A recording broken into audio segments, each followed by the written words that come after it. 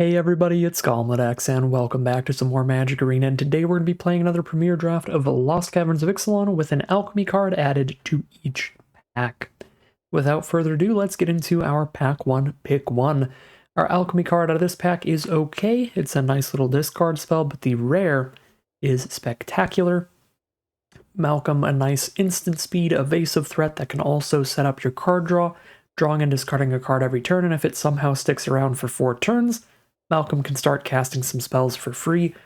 Pretty busted rare that we're super happy to take to start off this draft. Pick number 2 now, we've got Terror Tide as the rare for a very grindy, slow, control-y kind of black deck. Pretty reasonable card in those kind of archetypes as a very late game board wipe. But I don't know that that's where I want to start things off right off the bat. We've got other really solid cards that are going to fit into more decks, like Duskrose Reliquary being removal for any white deck that has some expendable artifacts or creatures. We've got an Oaken Siren that fits really well into basically every blue deck in the format, since there are plenty of artifacts to cast. It's also Deadweight for efficient removal, Final Strike for removal, Seed Stones is a great value play in green. I think the top 3 picks here are likely Reliquary, Oaken Siren, maybe Deadweight and Seed Stones being tied for 3rd. Terror Tide as a close 4th. I think I'm just going to stick to mono blue for now, grab a Malcolm and an Oaken Siren, and just have a bunch of nice little flyers starting us off. See if we can't continue down that direction. Pick 3 Landlore Navigator is criminal. This card does not look like much at first glance. It takes a lot of time to read all the text on this thing, but the way this works is if you attack with it to get that map token, you just need to play 1 artifact that turn, and if you do, you're going to conjure up a 1/3 flyer that draws cards when it hits your opponents. And late in the game, you don't even need to attack with this to trigger it if you can play 2 artifacts in 1 turn. So if you have something like a Cartographer's Companion that hits the board and makes a map token and is an artifact itself, that'll trigger the Navigator and conjure up a Magpie by itself. Also, any craft artifacts, if you play them and flip them in the same turn, and they flip into an artifact on the back half, that'll also trigger the Navigator in 1 turn. This thing is completely busted in half. It's way too good for an uncommon in draft, in my opinion, and I'm happy to slam dunk that. I would take that over a lot of rares in this format. Pick 4, we've got a really excellent, really clear direction to go here. With the Reflection Net, we can start pushing into blue-white, which is the most artifact-heavy archetype in the format.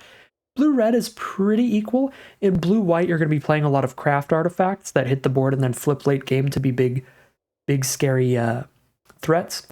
And in blue-red, you're going to be playing a much more aggressive artifact deck that's about dumping out a bunch of little artifacts and artifact tokens quickly. But either of these archetypes is going to be a great place to get our Landlore Navigator going wild, as well as our Oaken Siren.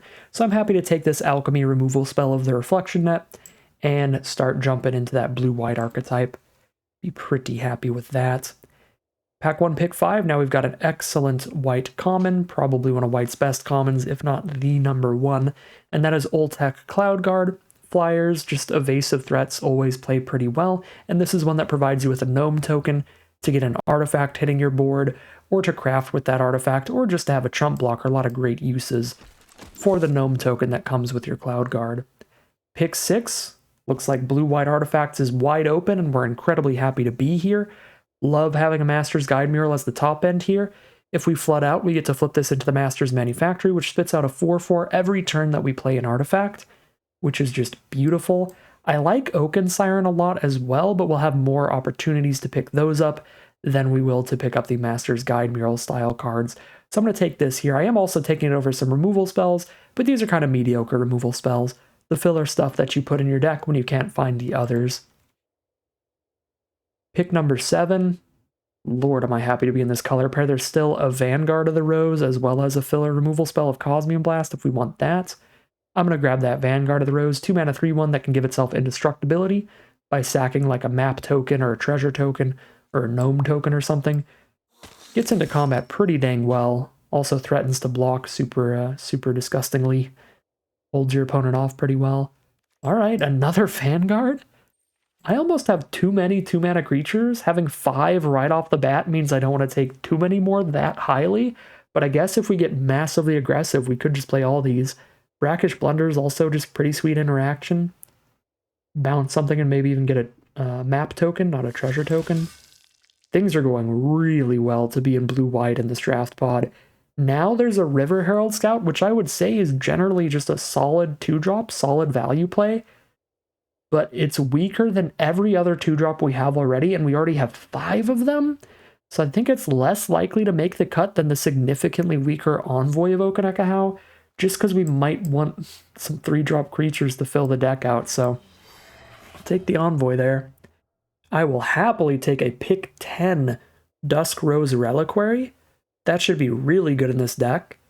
We already have 1 way to make a map token, and 2 ways to make gnome tokens, as well as just being in a color pair that is going to have plenty of ways to provide the bodies to sack to this thing.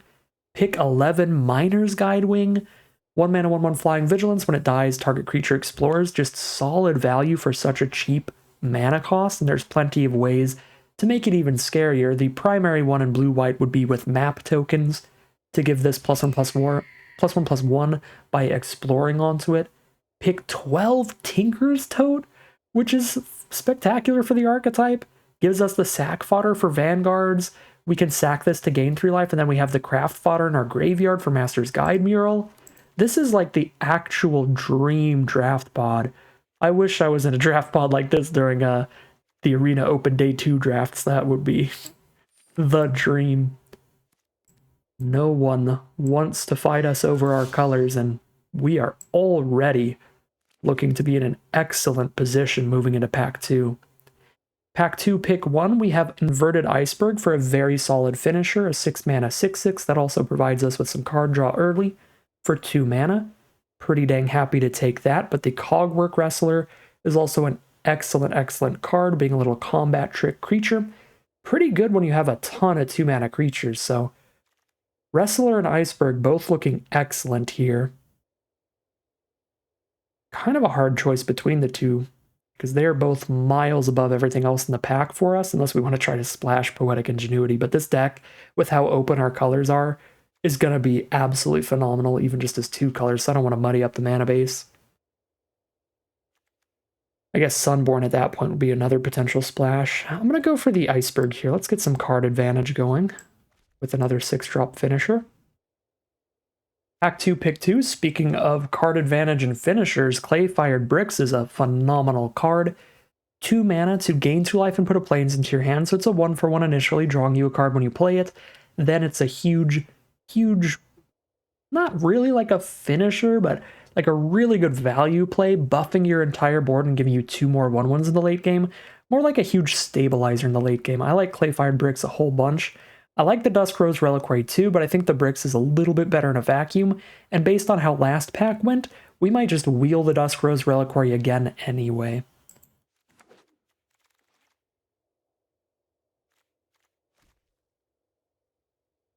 Pack 2, pick 3 now. Deconstruction Hammer plays pretty well in this format. There are plenty of solid artifacts running around to blow up with it, and until there is one that you want to blow up, just putting this on the flyer is pretty good.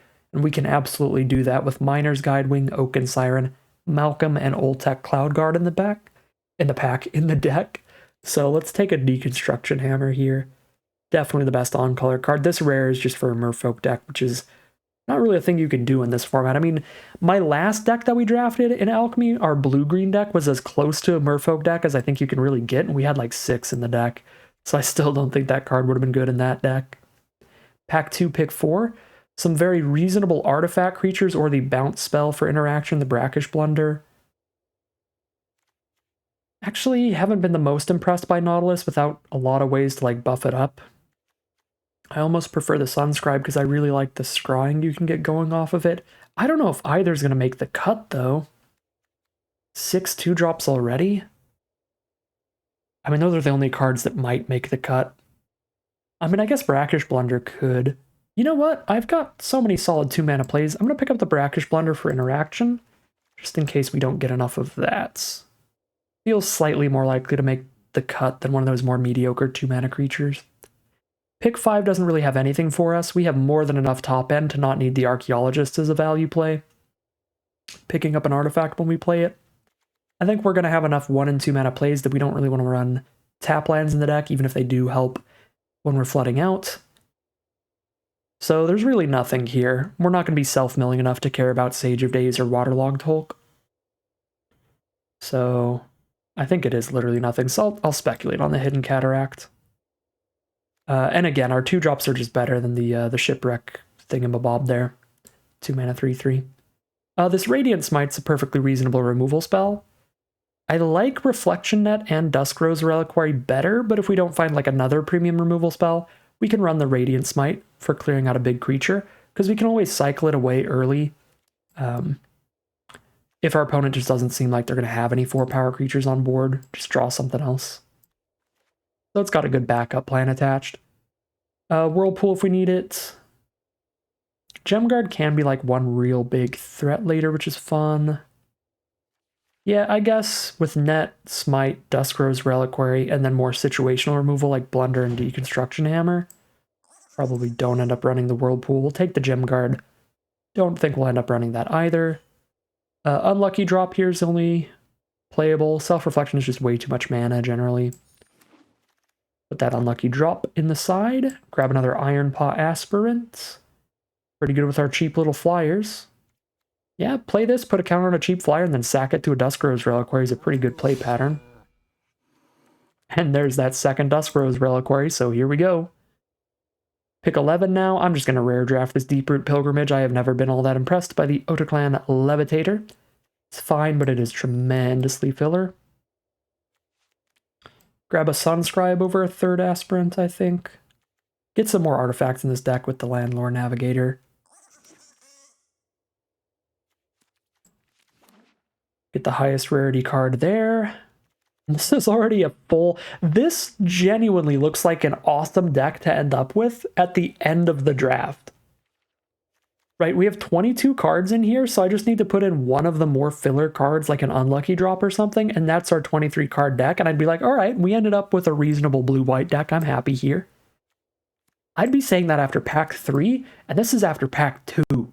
So we have a whole extra pack to buff this deck up from solid to absurd. This could be a really good draft here. Now we have the Spyglass Siren, a premium uncommon.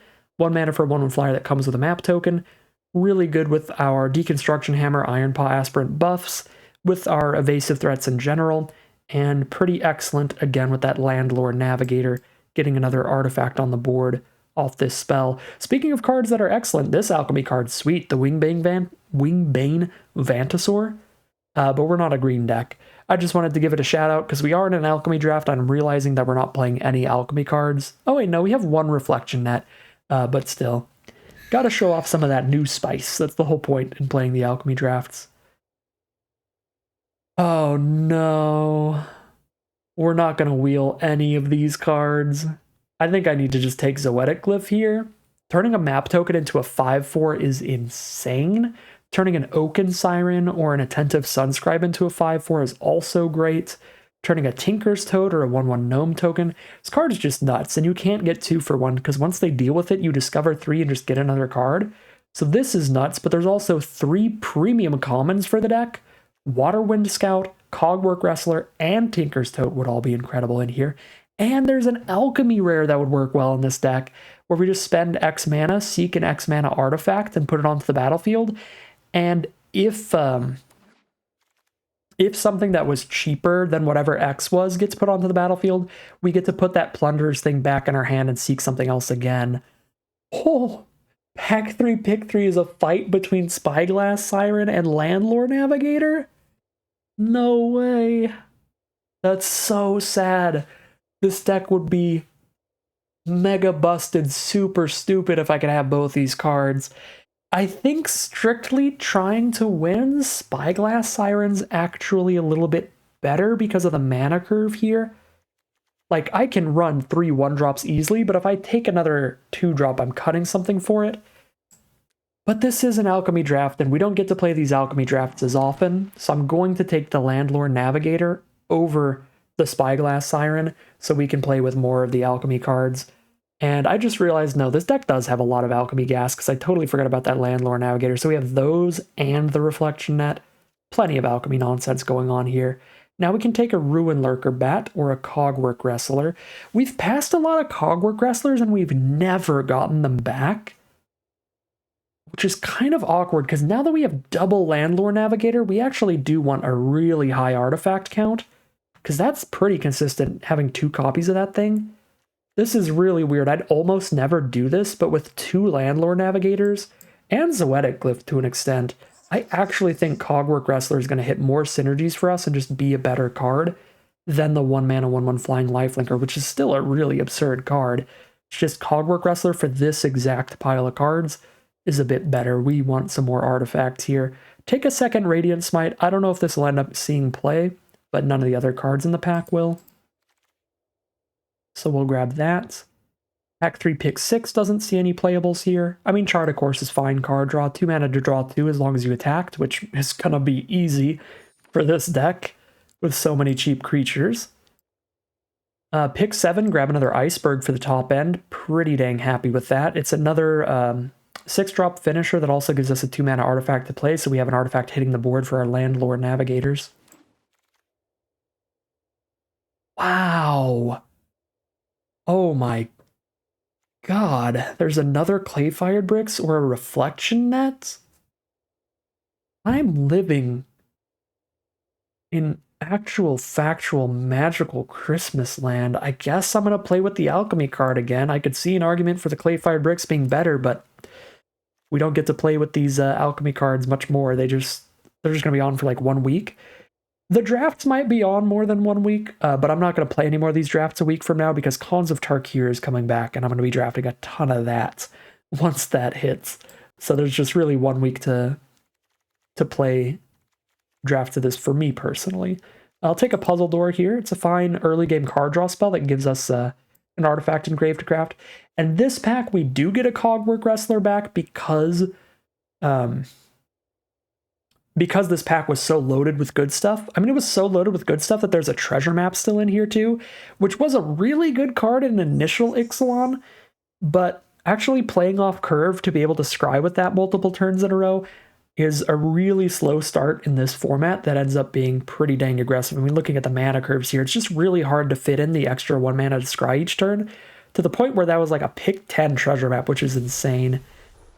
I feel like it is not that good in this format, but it's also not that bad to be like pick 10. In original Ixalan, I'd pick 1 pack 1 treasure map every time. In this Ixalan set, I think it's just too slow to be immediately exciting in every deck. Now, it's still a really good value play if you can afford to spend the time dirtling with it, which a good amount of decks can do, but I don't think it's really like a pack 1, pick 1 slam dunk in every single deck anymore. All right, well, I don't even know what to cut here. The deck's just so good. We're at 50 cards. We get to cut 10 things, and I already cut our most mediocre cards. I guess I could just have 0 3-mana plays and just keep playing 2-drops on turn 3. The hope is to play like Landlore Navigator and then drop a 2-mana artifact the turn after as our turn 3 play. Creature versus non-creature, we're at 17 to 16, but 2 icebergs adds 2 to the creature count at the top end of the curve.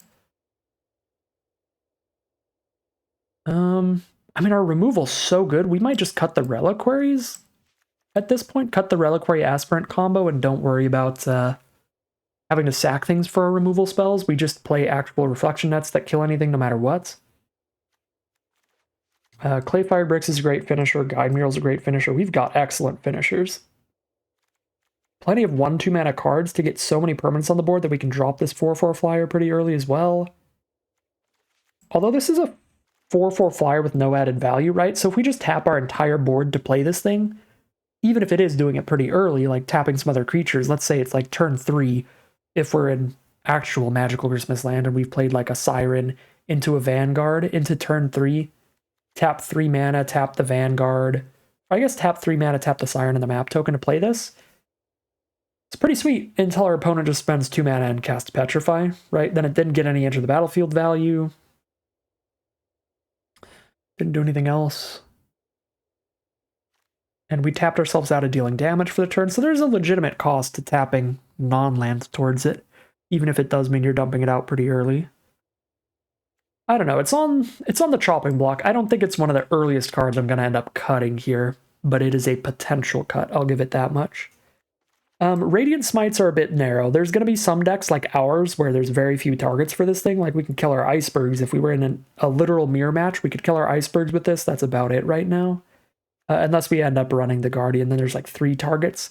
It's still pretty low, even if we can cycle it when we don't need it. Running a card that we end up cycling a majority of the time is kind of rough. So I just don't know. Obviously, it's great in like a matchup against green-red, or green-black, any of the big grindy green decks. But there's a lot of quick, low mana value decks between blue, white, and red, those 3 colors. Any combination of them, really. It just plays very few cards that the Smite actually kills.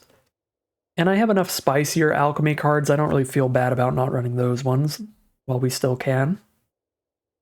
I feel like I just like Puzzle Door more than Chart a Course here, even though it draws less. Just because the artifact synergies of playing it with a navigator on board, or having it engrave for a Master's Guide mural or clay-fired bricks, or an inverted iceberg. Casting it off an Oaken Siren, or activating it off an Oaken Siren. There's a lot of good synergies towards it being an artifact. Maybe putting a Zoetic Glyph on it in a really weird position. Okay. Feel like we have our worst card set aside here. Not in love with the Blunder with double Reflection Net for interaction as well, so that's a thing. Vanguards aren't the most synergistic things ever, they're just really solid 2-drops in general. But that could be something we drop out of here. So, 17 creatures, 2 icebergs that flip into creatures. We can easily cut at least 2 creatures, maybe a couple more, because we also have Zoetic Glyph and Tinker's Tote. So it's kind of like we have 4 more creatures than we need right now to be at 17 creatures in the deck. The standard, very simple aggro mid-range kind of number. And cut 4 creatures. That's basically everything we set aside. So cut the Gem Guard, cut the Envoy, cut an Aspirant, and then cut one of these 2 at the very end. I mean, I like our top end even without the Guardian. Yes, I can cheat out a Guardian earlier sometimes, but that requires tapping some creatures that might have been attacking and stuff like that. So there's a legitimate cost to doing that. That is a little cheaper. It's not equivalent to having to spend a full 6 mana on like an Iceberg Titan, but it is a cost. I just think I prefer the other top end here.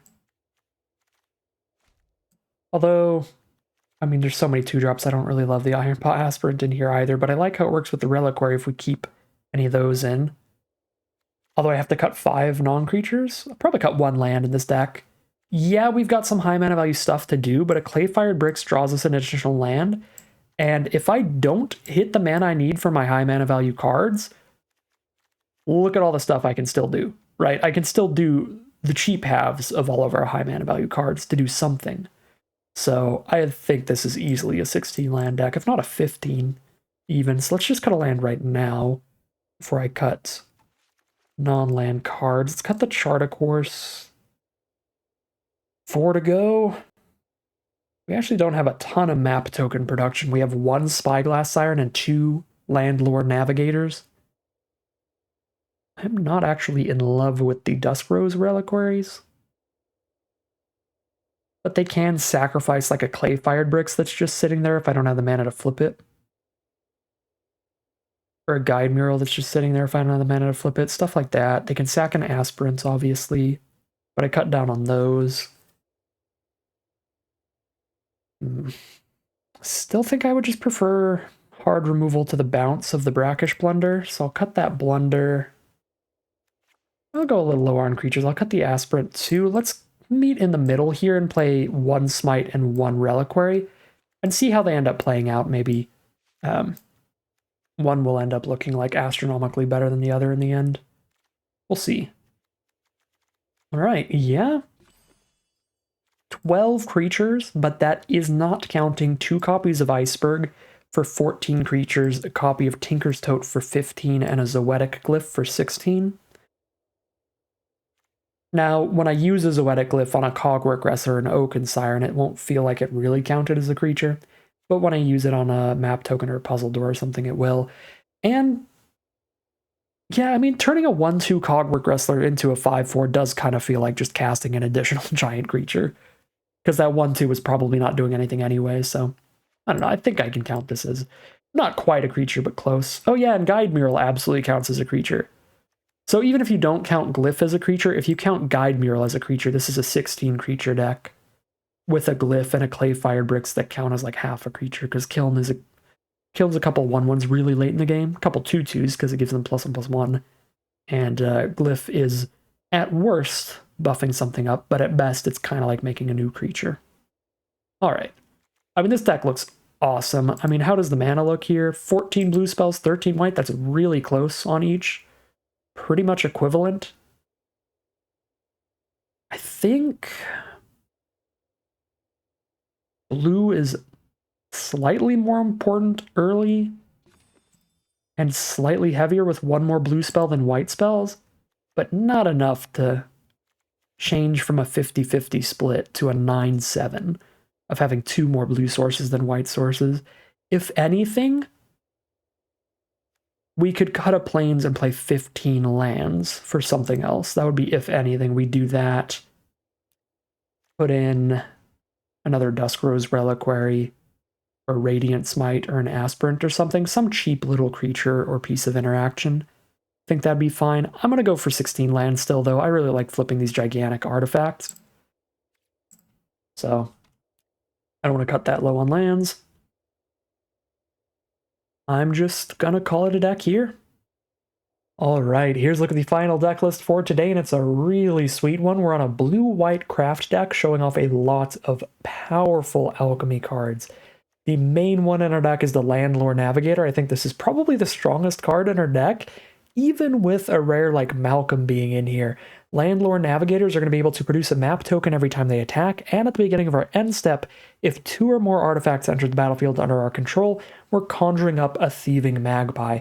So for a 2-mana 2/1 to be able to conjure up a 1/3 flyer that draws us a card every time it hits our opponent, we only need to get one of those magpies to be getting an insanely good deal off of this card.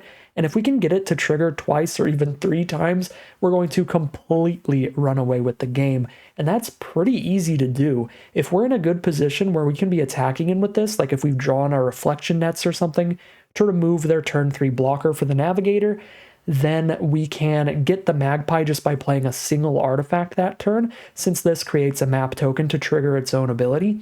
But even later in the game, once our opponent has good blockers and we can't be attacking in with the Navigator, we still get magpies as long as we're playing 2 artifacts in 1 turn, and it's not astronomically hard to do that. We could do something like play a Spyglass Siren and get a map token while also playing an Inverted Iceberg in the same turn or any artifact kind of card, and really late in the game, if we play and flip one of these craft artifacts in the same turn, that will count as 2 artifacts hitting the board for us to produce a Thieving Magpie. So the Navigator's insane. It's the main super powerful card in the deck, but blue-white was wide open and we kind of got everything. We got that Master's Guide Mural for a finisher that just keeps spitting out 4/4s. We got the Clay-Fired Bricks and the Inverted Icebergs for great early game value plays that flip into our finisher threats. We've got the Oltec Cloud Guard at 4 mana for the 3/2 flyer and the Gnome to spread out the board, and plenty of efficient little creatures to get on the board and start beating down, as well as multiple of them that either produce an artifact or are an artifact themselves to trigger all of our artifact synergies. So this deck looks absolutely insane, and I am very excited to see how it does as we head into the gameplay. Here we are for game 1 with a definite keep.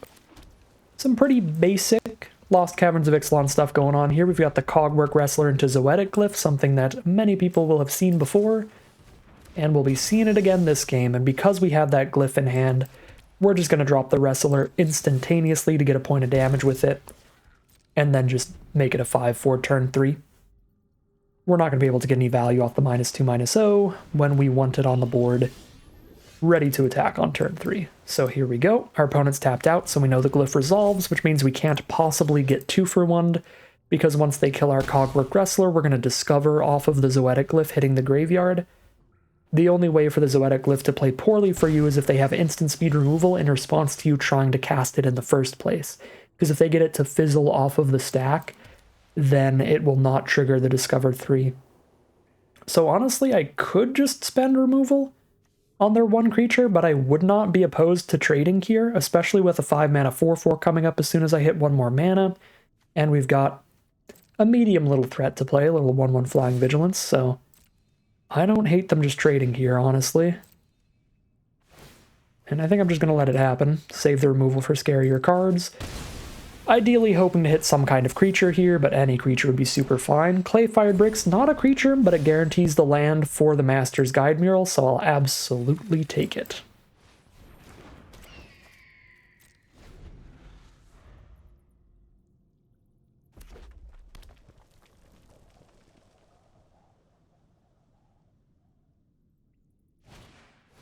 Brazen Boarding, they're going to spend removal on our 1/1.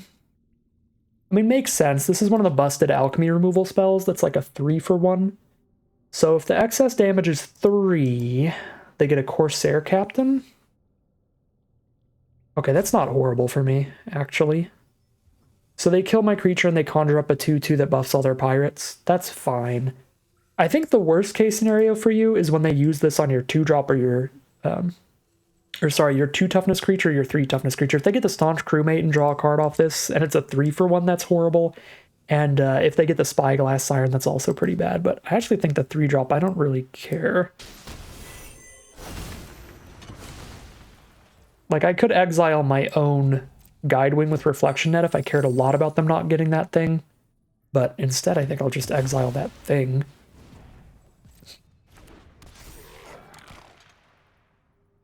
Yeah, they are blue-red. They do have another pirate on board already. Let's exile the captain itself.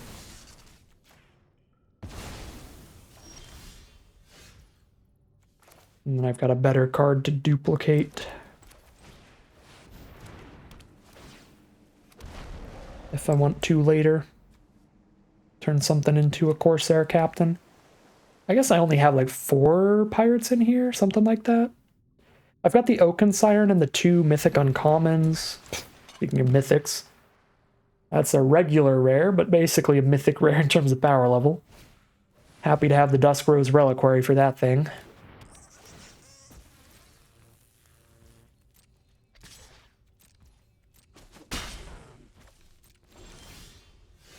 Another Reflection Net.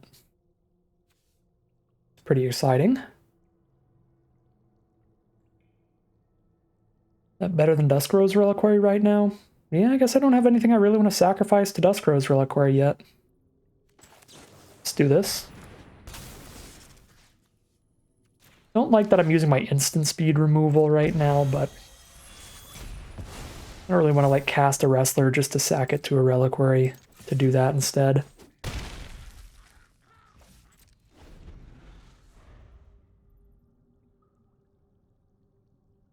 Especially because this Wrestler can get turned into a 2/3 flyer now, which is super gross. There we go. That is a beautiful draw. This is Ward 1, right? Ward 2. I can't play Tote and Reliquary away the Pilgrim in the same turn then. Really want to just immediately Reliquary away this Pilgrim. To the point where I think I back one of the 7-drops for it at this point. The Bricks or the Guide Mural. Get the Bricks, I guess.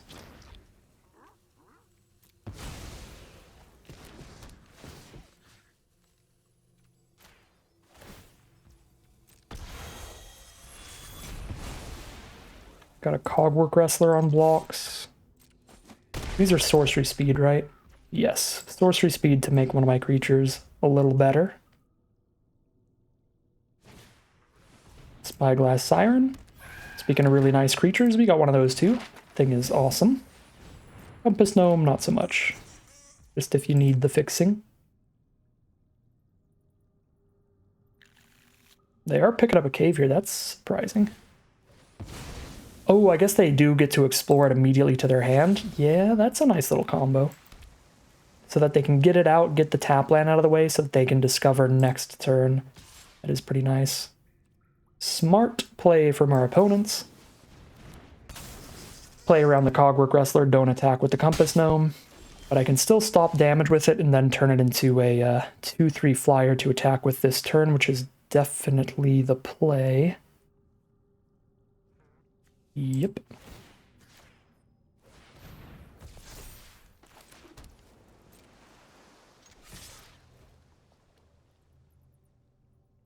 Double block on the 4/4 to trade there. I guess that could also be why they didn't attack on the ground. They just wanted to have enough toughness to stop our 4/4. It's fair too. Why'd you auto tap like that? Never let Arena auto tap. There's a Triumphant Chomp off the Discover, which isn't going to help our opponent a ton, so they're just going to concede on the spot, and we'll start things off a 1-0 heading into game 2. Here we are on the play for game 2, and we have the S-tier Landlore Navigator in the hand, ready to do some stuff. Gonna jam it out turn 2. Love seeing that we're against a green deck here. They're not gonna have cheap enough green removal to do anything about it. They'll need their secondary color to kill it if they want to stop it from popping off. But that's the only out. Alright. Feels like you've already won the game if you get the Navigator to trigger on turn 2. Because we've spent... Oh my... Oh no... Our opponent needs a board wipe or something, or that is just... It's just over.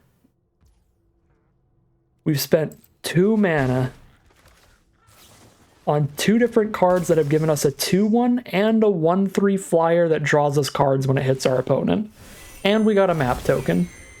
Oh my lord. If they declared a block there, it would have been even worse for them, but even not blocking, this is horrific. This is turn 3. Look at this board. This is not fair. I'm about to draw 2 cards just from poking them with flyers that I already want to attack with.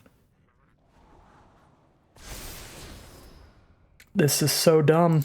And I don't even need to attack with the Navigators now. I just play a Tinker's Tote and I get 2 more Magpies. Oh my god, I'm just going to draw my whole deck. Maybe I'll mill myself. Maybe that's how they win. That's the one shot. They found a Watley's Final Strike, but it's going to be too late. We're going to have gotten 4 Magpies off of these bad boys. This is just not fair in the slightest. Let's draw a couple cards here and get a couple more Magpies.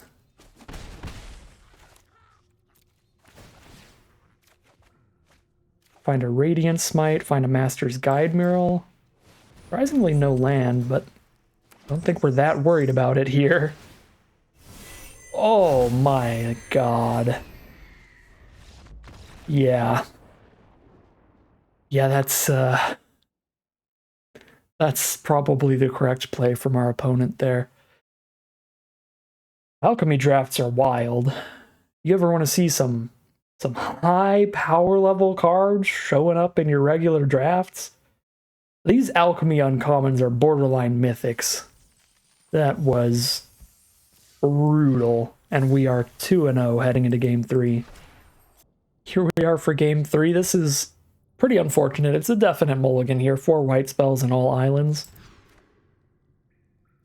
This is significantly better. We can just ditch the 3rd planes.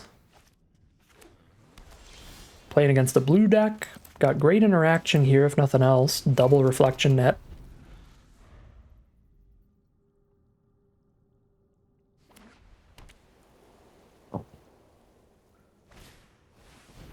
Alright, I was in fear that I was about to face some justice here. I was ready for them to play the Magpie producer on turn 2. And because we're on the draw, we just couldn't kill it yet. So they were going to get at least 1 Magpie off of it. Luckily, they don't have it here. So we just drop our Vanguard. Yeah, that would be rough. That'd be the saddest, having 2 removal spells in hand to kill the Magpie producer, but like you can't cast them yet because you're on the draw. Speaking of those removal spells, our opponent has one too. Reflection Net is just real good removal. This is instant speed, right? The puzzle door? It is. So I can just hold up Reflection Net and use the puzzle door if we don't remove anything. It's a play. Unless they drop like a really good 3-drop, then we'll just Reflection Net that thing. And they might have the same play here. Alright. Yeah. Flooding a little bit. We don't really have options. We just attack. They could Cogwork Wrestler? 3 mana up and they played nothing here. Blue and white have so many cheap plays. I actually just don't think I attack. We get got pretty hard by a Cogwork Wrestler here, and that is a very, very common card.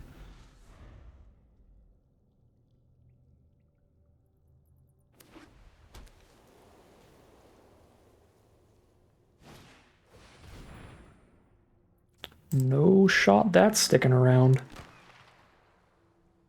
Maybe they'll try to play 2 artifacts this turn? They will not.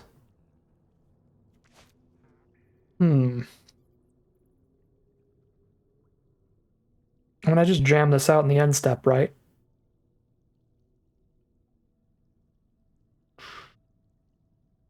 Yeah. If I top deck an artifact, I can turn my navigator or my vanguard into a navigator, attack, and play an artifact, but then I still run into the potential Cogwork Wrestler we think they have.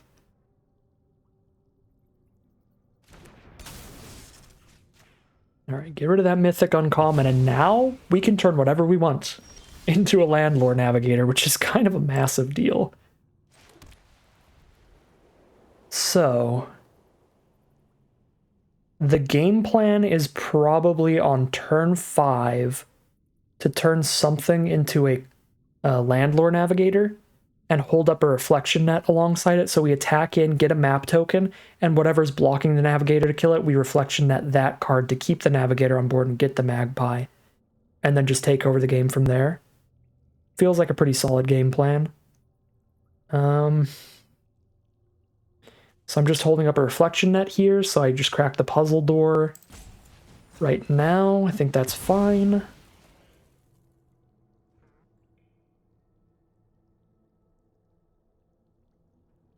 Find a Clay-Fired Bricks? I'm pretty okay to just cast that right now. Unless they have like their own Malcolm, I don't think I need instant speed Reflection Net. The game plan's already attack with a Navigator and Reflection Net next turn. This does mean I don't drop Malcolm, though, which is actually kind of concerning, because then that means I only have 1 creature on board I could turn into the Navigator. I love that the reason I don't like that I don't get to play my rare is because I don't get to turn my rare into an uncommon. That's how insane the Navigator is that my big concern with not casting my rare is not having another permanent to potentially try to turn into an uncommon. Alright, there's their own Clay-Fired Bricks. They're holding 3 mana up. Let's really hope it's not their own second copy of Reflection Net. If they just have removal for us turning one of our cards into a Landlore Navigator, I'd be pretty sad. Oh, I love that it's still counting the number of artifacts they're playing. That's so weird. They just played an artifact this turn, so it says 1 out of 2 right now. But I guess, yeah. If they save it from the Reflection Net, then they do. It is counting all the artifacts they played this turn. Okay, let's see how our game plan goes here. I imagine they probably have instant speed removal, but if they don't, this will be awesome.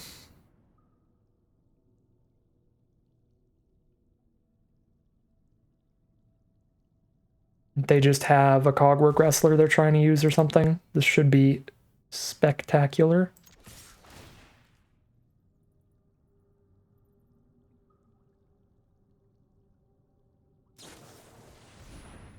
No.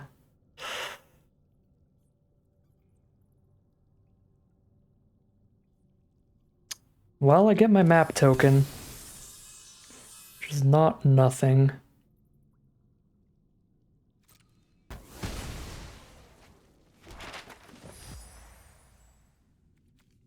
Hold up Reflection Net, slam down a Malcolm when we don't need to remove something. Dang it.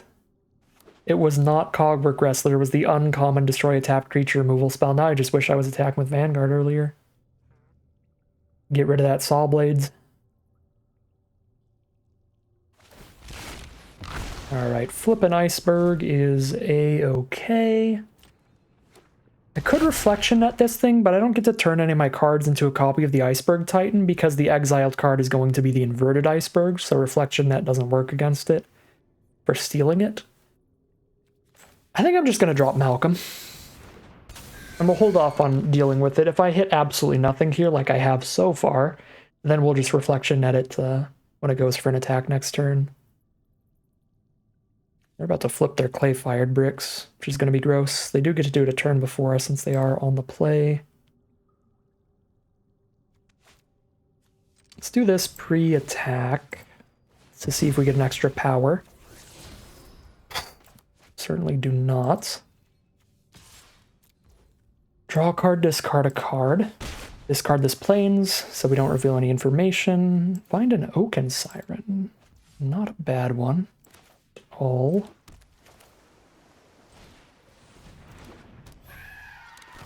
Yeah, that thing's a 6/6. Let's deal with it while they're tapped out. Alright. Now they just flip a clay-fired bricks, probably. They have nothing in their grave, though, actually. They are not doing great on crafting stuff. Never mind. There's the craft material right there. The Tinker's Tote gives them 2 1/1s and the tote itself to exile as artifacts to craft their stuff. So they could tap out to flip the Saw Blades right now and get that 5/5 vehicle, which is pretty good with 1/1s on the board. So it might be worth not cashing in the 3 life gain of the tote to just exile the tote immediately, get the mana investment out of the way, and get the Summoning Sickness off of the vehicle. If they have like any instance in hand, it's probably better to just crack the Tinker's Tote. Well, alright. I don't think that there's any reason to flip clay-fired bricks pre-combat. Why is this highlighted? Because I can attempt to activate this ability even though it won't do anything? Okay. Yeah, I don't think a 2 toughness Malcolm's any more likely to survive attacking than a 1 toughness Malcolm, so I'm not going to get the +1/+1 here. And that's the main concern, is having my creatures survive, not really the amount of damage I'm doing this initial attack. So I've got all this mana up to cast other spells if we draw in the 1. Okay. And we've got even numbers of each mana. It doesn't matter. Keep ditching planes, I guess. And flip some bricks.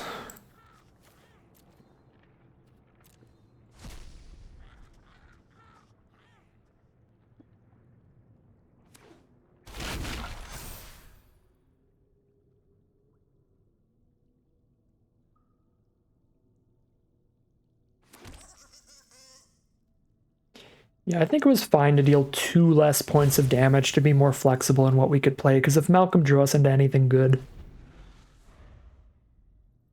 there's some spells I would want to cast first. Like if we draw either copy of our Landlore Navigator there, I think we just slam it onto the board so that when we flip the kill next turn, we also get a Magpie off a Navigator.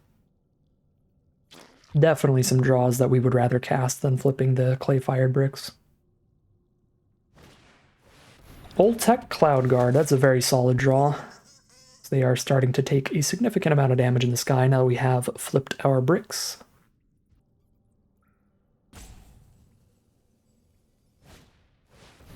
Ooh, Zoetic Glyph's also really solid. I don't think I have a very good block here. I mean, I can double block with 2 2/2s and have them discover something random, but that doesn't feel the greatest for me.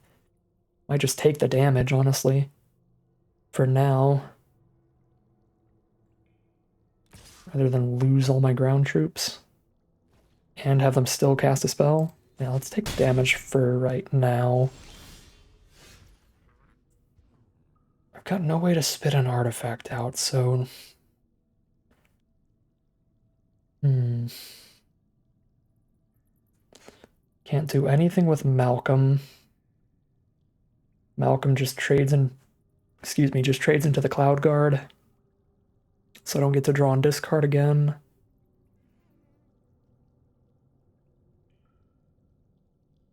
Things are getting kind of sketchy here. Not a big fan, but we have drawn so many lands that our non-land count's getting really high right now. So we should be drawing mostly gas for quite some time from here on out. We've got, I don't know the exact math, but we've got 20% of the deck is lands left, according to Untapped.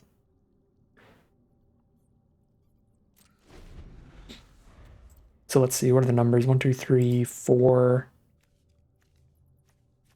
We already drew 12 lands. There's only 4 left out of 20. Yeah, 1 out of 5. So 4/5 of the time we're drawing a non-land at this point.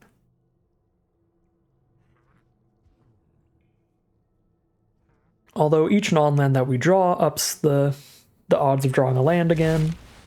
So I mean, it's not going to be all non-lands forever or anything, but should still be pretty solid odds for us. They have flipped their bricks.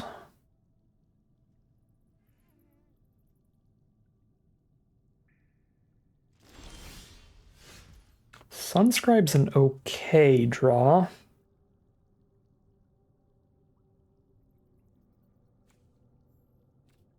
Do I want to wait in case I draw another artifact when I have a Landlore Navigator on board? Sort of do. Then got a lot of really good draws if I just hold on to Sunscribe. Deconstruction Hammer, Duskrose Reliquary, double Cogwork Wrestler, Spyglass Siren, Oltec Cloud Guard. All of those get much better. We have some cards that single-handedly trigger Navigator right now, like a Guide Mural, an Iceberg, stuff like that. But there are plenty that'll just be one artifact, and those will be significantly better if I just hold for a turn. Now that this is a 4/3 flyer, I don't hate the Malcolm trade.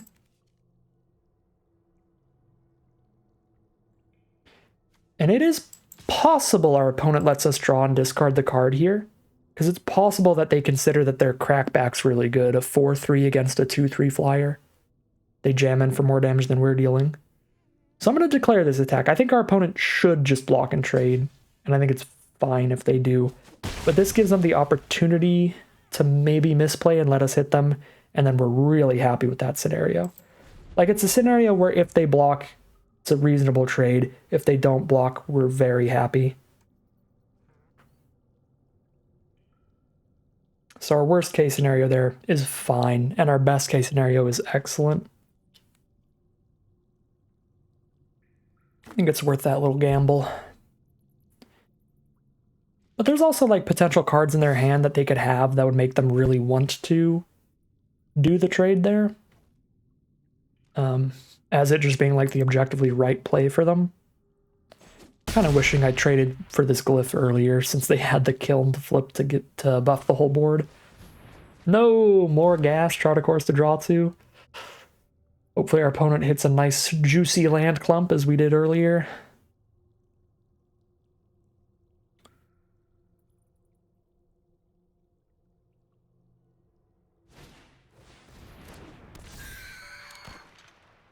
Not looking like it.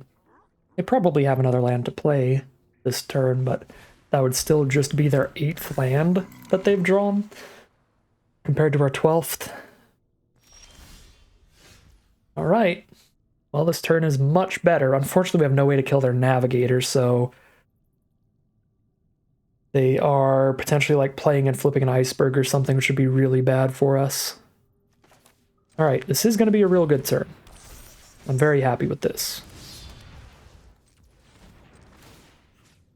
And now I can also just deconstruction hammer the Zoetic Glyph to stop taking like 6 damage a turn.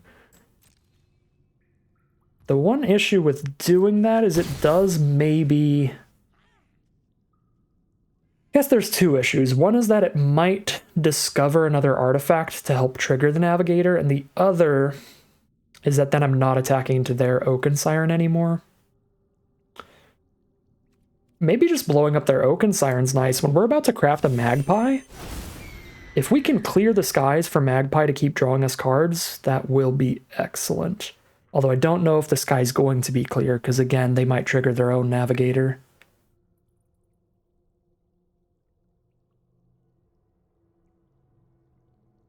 It's not looking excellent for us, because they've still got 4 cards in hand and they didn't play a land last turn. Probably just getting out card advantage here by them having a bunch more non-lands. But if some of those are duds, we still have a chance. Right, if we can start getting Magpie attacks in, that's going to be massive. Well, that ain't happening. I imagine they're exiling the Navigator itself, though. Probably not the Magpie.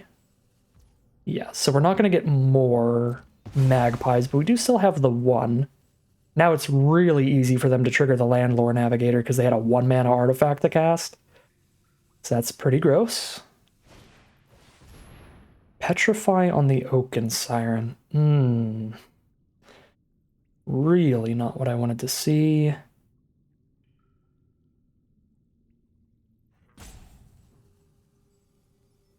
That really is, like, horrific. I could blow up their Cosmium Kiln, actually. That might be interesting. I can blow up their Reliquary and get my Dork back. This is Ward 1, right? Oh, it's Ward 2, so I don't even have the mana to do that. 1 mana off, because I can't tap the Siren for mana and tap it for the Hammer. So that's not even an option on the table.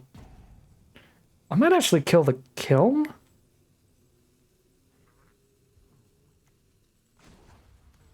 There's so many premium targets right now.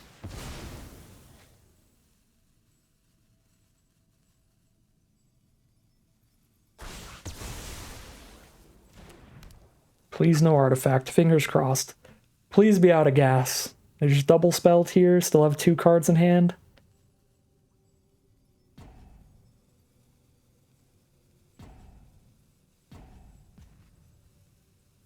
Yeah, just blowing up the Kiln gives our Magpie good attacks. All they can do is trump it with the Oaken Siren. They do send in the Glyph, which, again, if it discovers an artifact, means they're getting a Magpie.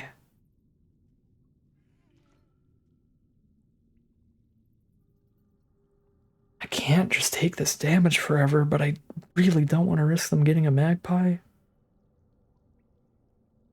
God, do I have to chump now? Their board is so wide, too. Go for the chump.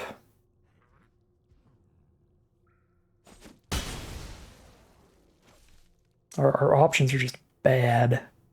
It's a lot of decisions about finding the best of some bad options. And that's when you're in some hard decisions there.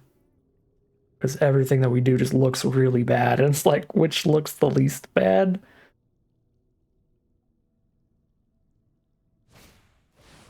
No, my god, they had the next artifact anyway. Oh my god, and they... Oh. Well, GG, basically. Not only did they have the next artifact, but they got the RNG of it randomly finding a cheaper artifact, so they still have the Plunderer's Prize for next turn. Well... rough. Completely disgusting. Yeah, our game's completely over. They even found a flyer. Dang. I think this matchup was pretty reasonable. I think... honestly, pretty basic loss here. We just drew a lot more lands than our opponent. 12-7. Try not to think of things that way too much, but I just don't see much better we could have done here, and our opponent had so much more gas just from the percentage of lands to non-lands drawn by each player this game. Right, we're basically exactly as deep through our deck, and they've seen 5 less lands.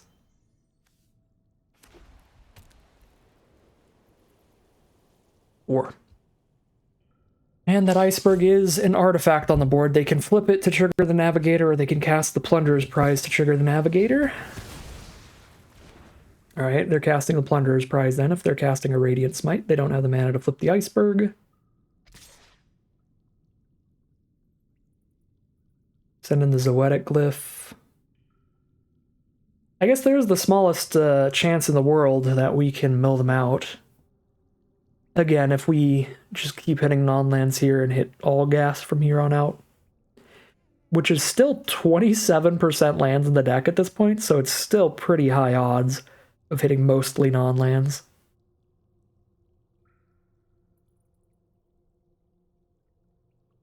If I let them kill the Magpie, they only kill one creature on this attack. I kind of have to at this point. It's not like our Magpie's ever hitting them anyway. At this rate, it's just helping block the Oaken Sirens and stuff. Now they've got a backup Radiant Smite in hand.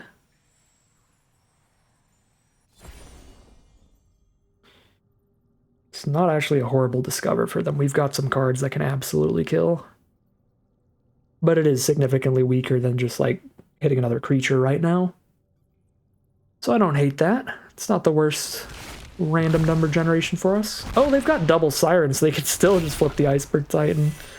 Yeah, that's good. There's another Magpie. There's our Radiant Smite for their Titan, but I don't think their Titan matters that much. Still matters enough to not cycle the Radiant Smite for a random card. Especially because we gain 4 when we cast it. I guess I can explore with my map token first, and then do this.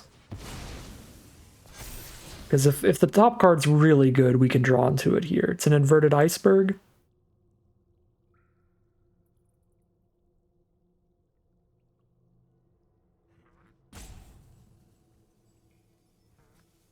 I have 14 cards left. They have 13. Just gonna play and flip that to cycle it and get rid of their Radiant Smite next turn. I don't even think that's that good here. I think I'm just trying to dig for our guide mural or something to turn things around at this point. Looking very unlikely.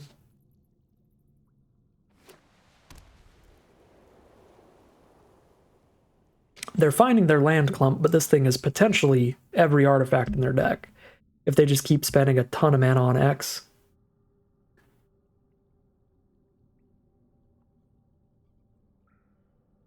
Yeah, with how much mana they have on board, this is pretty easily going to cast an artifact every single turn. Make sure X mana is 8 here. I highly doubt they have an 8 mana artifact, so it's going to go back to their hand, and then X is 7 next turn, then it's going to go back to their hand, and then X is 6, and they get to cast every artifact in their deck with that, guaranteed. Yep, Tinker's Tote, the prize is back in hand. They get another Magpie from the Landlore Navigator off the Tinker's Totes.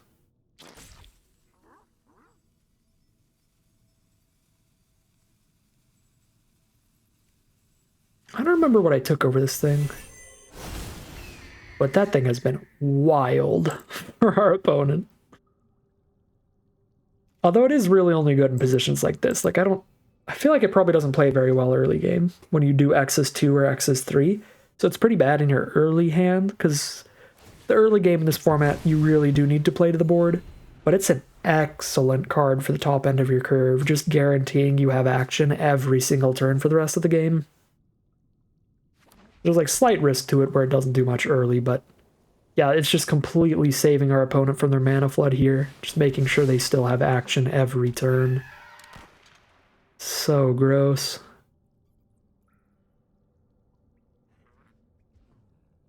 Nine cards left. If they start attacking with everybody, we let the Magpies connect, but they're in a position where if they just attack with everybody 3 turns in a row, we're dead.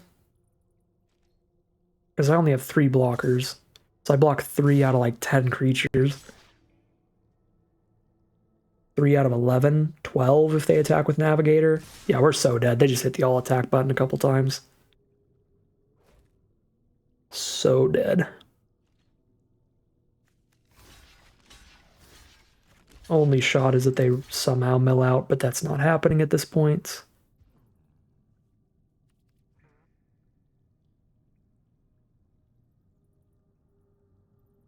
Yeah, that's all we got.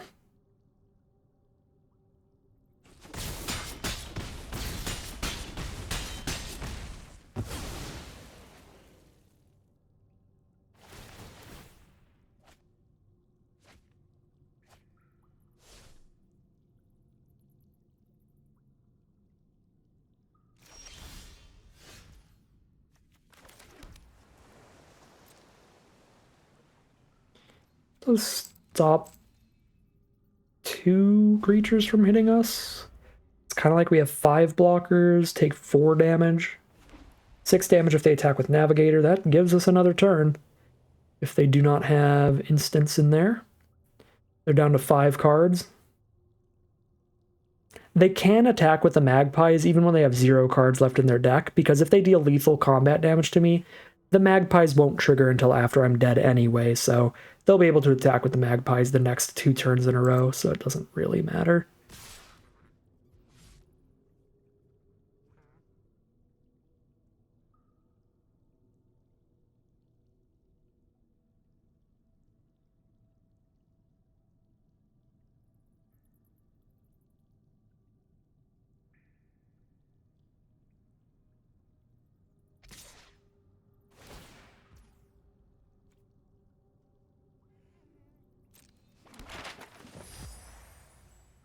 Go for the full lethal here. Block the 2/1 with our 3/3. And then block a bunch of 1-power creatures and see how much damage that is.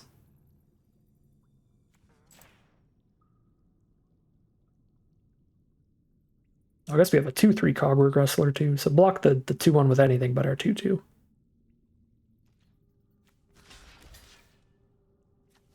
I guess if they have their own Cogwork Wrestler, 3/3 still kills the Navigator, but a 2/3 doesn't, so we'll do that. Wait, no, we don't want to kill a Magpie.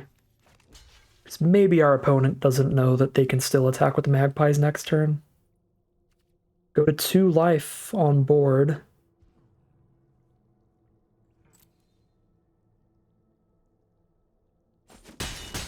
Our opponent is probably well aware that they can deal lethal to me with Magpies, and that'll be fine, but maybe they don't know that. There's the tiniest chance ever. Spyglass Siren. Ooh, crack both your treasures and pick up 2 more lands. Do it. 1, 2, 3, 4, 5, 6, 7, 8 attackers against 4 blockers. God, I need to somehow play 3 more blockers this turn to not die. Yeah, this literally doesn't work. This is not a creature card. I'm just double checking things. That's 2 blockers, not 3. That's probably as close as we could have gotten, honestly. But that is 2 more blockers, basically, and not 3 more blockers. We have 6 blockers against 8 creatures, which is exactly not enough. But I do think that was the best draw on the deck, so that is cute.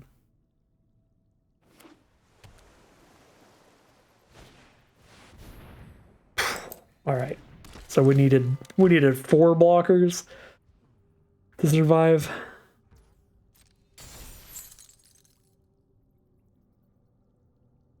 Now they just kill us in the sky alone.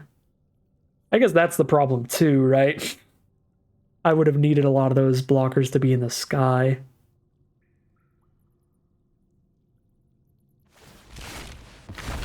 Flip a guide mural, might as well.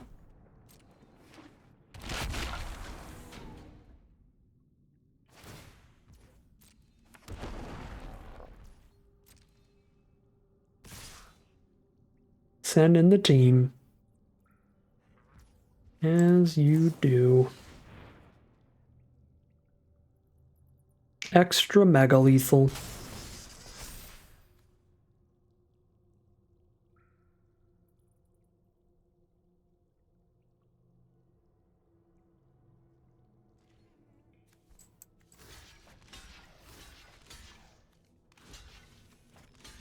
That is everything I can block.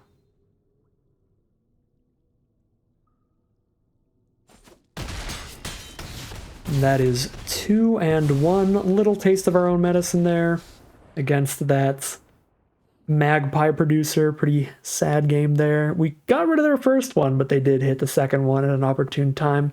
Took over the game with that. Plus, flooded out a little early, just ran out of action pretty quick. So, 2 and 1 it is as we head into game number 4. Here we are on the draw for game number 4. This hand would be completely broken in half on the play with the Navigator Wrestler combo. I think we're still going to go for it here on the draw.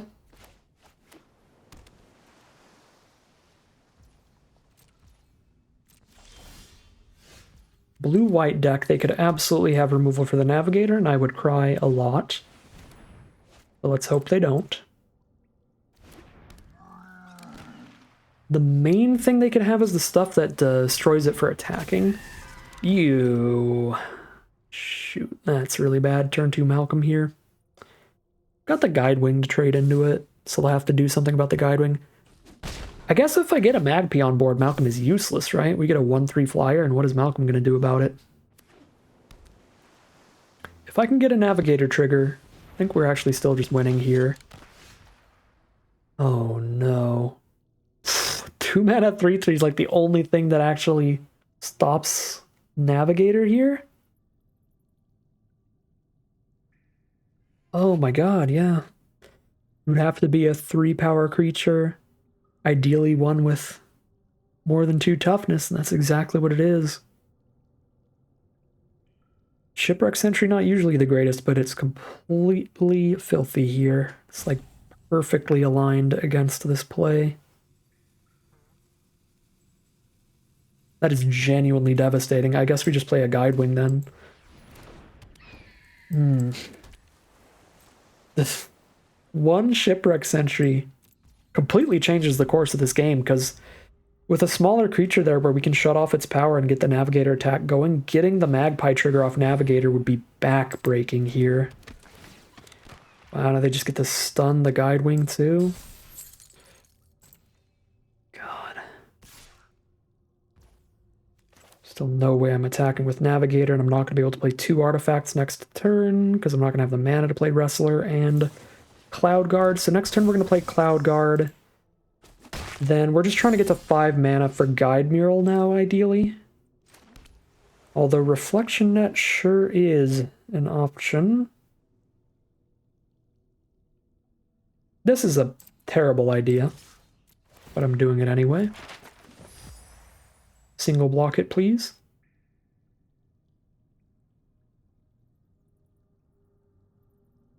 So if they double block it, we just get to crack our map token and then kill Malcolm with Reflection Net. But if they single block it, then we still get our back-breaking Navigator play here.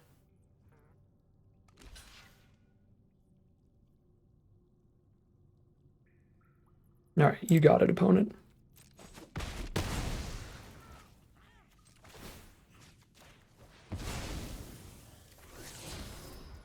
Land is not what I wanted to see there.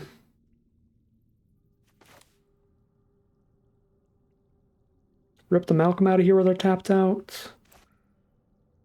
Counterspells are really not that popular in this format, so I'm just going to hold this in case they get like a map token and try to get extra value. Put an extra counters on Malcolm or something.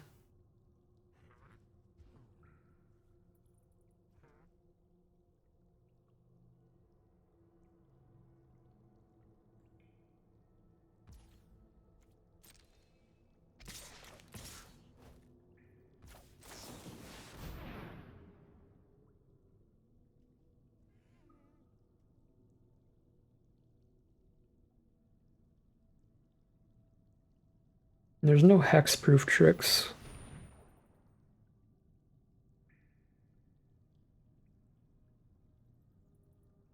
They really playing the counterspell?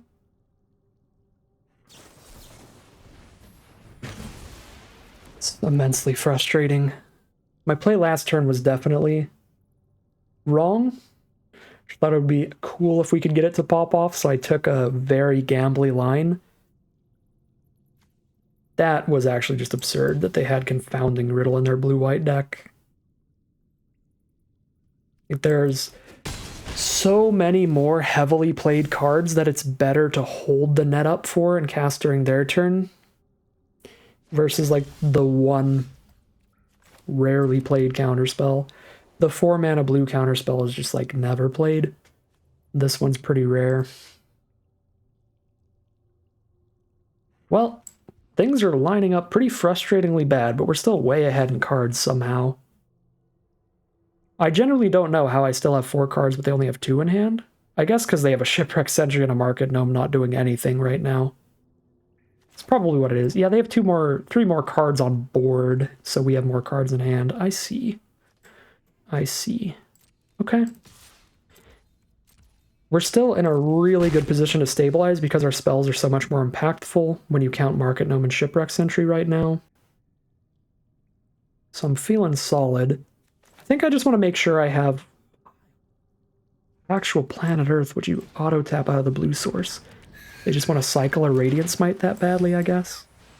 Anyways, I think we're still in a very good position to stabilize and take over the long game here, even after some, I wouldn't say punts, but some lines that worked out really poorly for us. I would say that first attack was definitely a punt. That was immensely greedy. But holding up the instant speed removal, I think probabilistically, statistically, not a bad play. Alright, so they're trying to Cogwork Wrestler our Cloud Guard, probably. Cash in the double block here. Again, I have enough.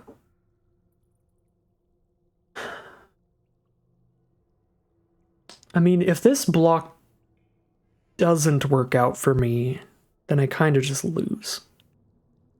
Then they're back in the lead here, right? So if instead of a Cogwork Wrestler to give -2/-0, this is like the deal 4 damage to a creature thing, then this block goes horribly for me. I guess there's no reason not to block with the Spyglass Siren too, right? Because then that plays around deal 4 to an attacker or blocker while still playing around Cogwork Wrestler. Like, this plays the exact same against Cogwork Wrestler. They just kill a Cloud Guard and a 1/1 either way, if it is the Wrestler here. So yeah, we do that.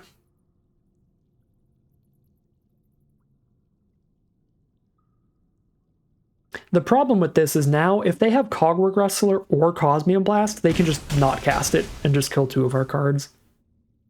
And then they still have it for later.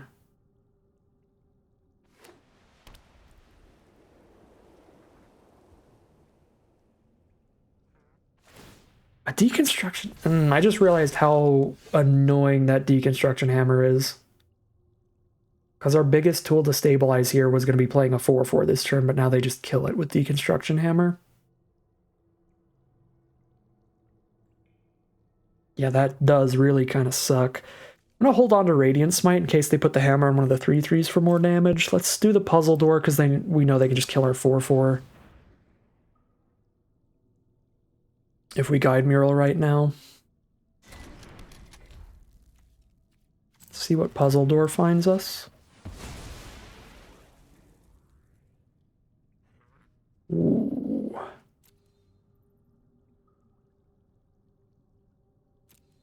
Tinker's Toad is a lot of breathing room.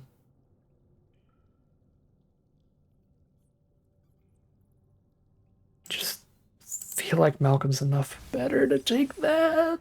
Plus I can fit it perfectly with the map token, and now I'm holding up Malcolm or Radiant Smite based on what they're doing. Oh.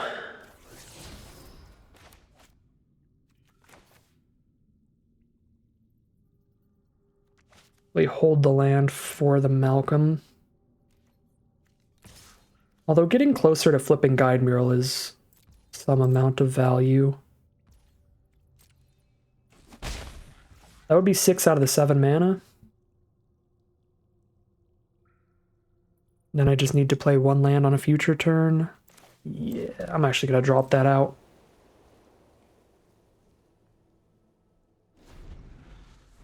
If I'd played this game out like perfectly, instead of making those 2 rough lines in the middle there, we would be miles ahead right now. That is a bummer. Losing this would definitely be due to my own play pattern choices. Playing around the Radiant Smite. How do they know exactly what's in their hand every time? They're hacking, bro.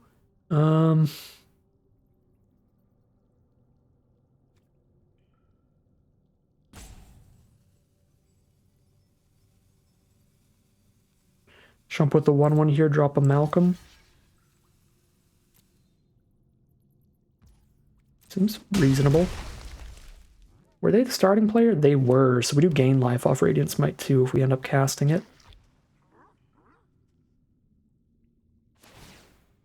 Put it on the Sentry. It's kind of sad. It might still be worth doing to gain the life.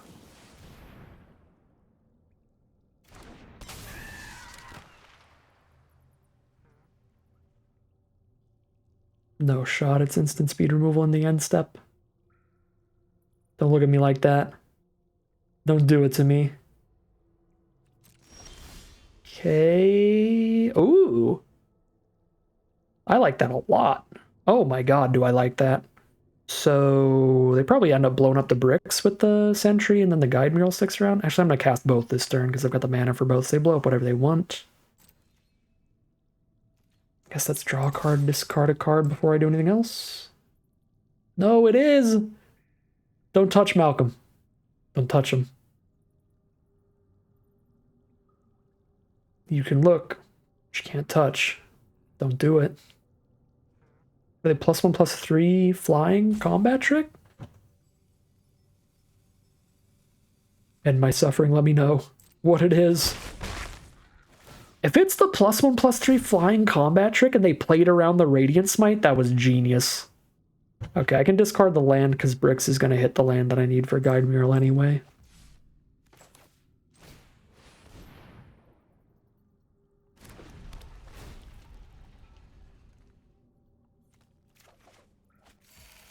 I'm at 11, baby. Yeah, I run out the Guide Mural, and whichever one of these is left standing next turn, we happily flip and take over with it. They might just kill the 4/4 to get damage in.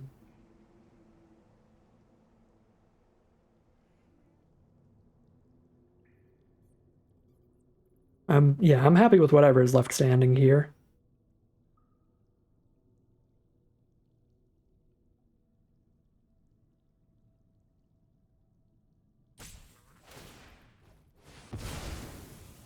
Kill the clay-fired bricks. So we get to keep the 4/4? Maybe. Eyeballing our board like they have removal. Eaten by piranhas. Okay. That's fine. They're playing off the top now and we're about to get another 4/4? I would have been sadder if they did that to Malcolm. Pretty cool with that.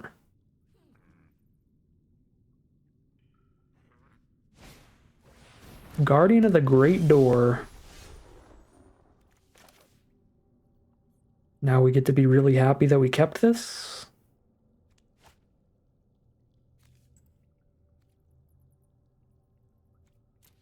Some huge breathing room in the life total and keep getting in with Malcolm.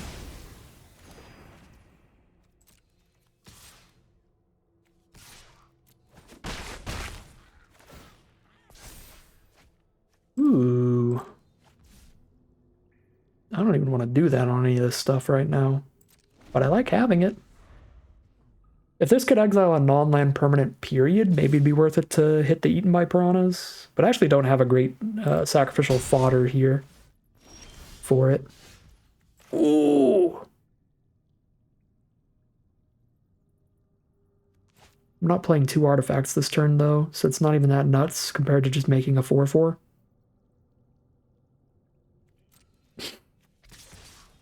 Yeah, I guess I'm just making a 4/4. Get a little overexcited about that one there. Let's grab a 4/4.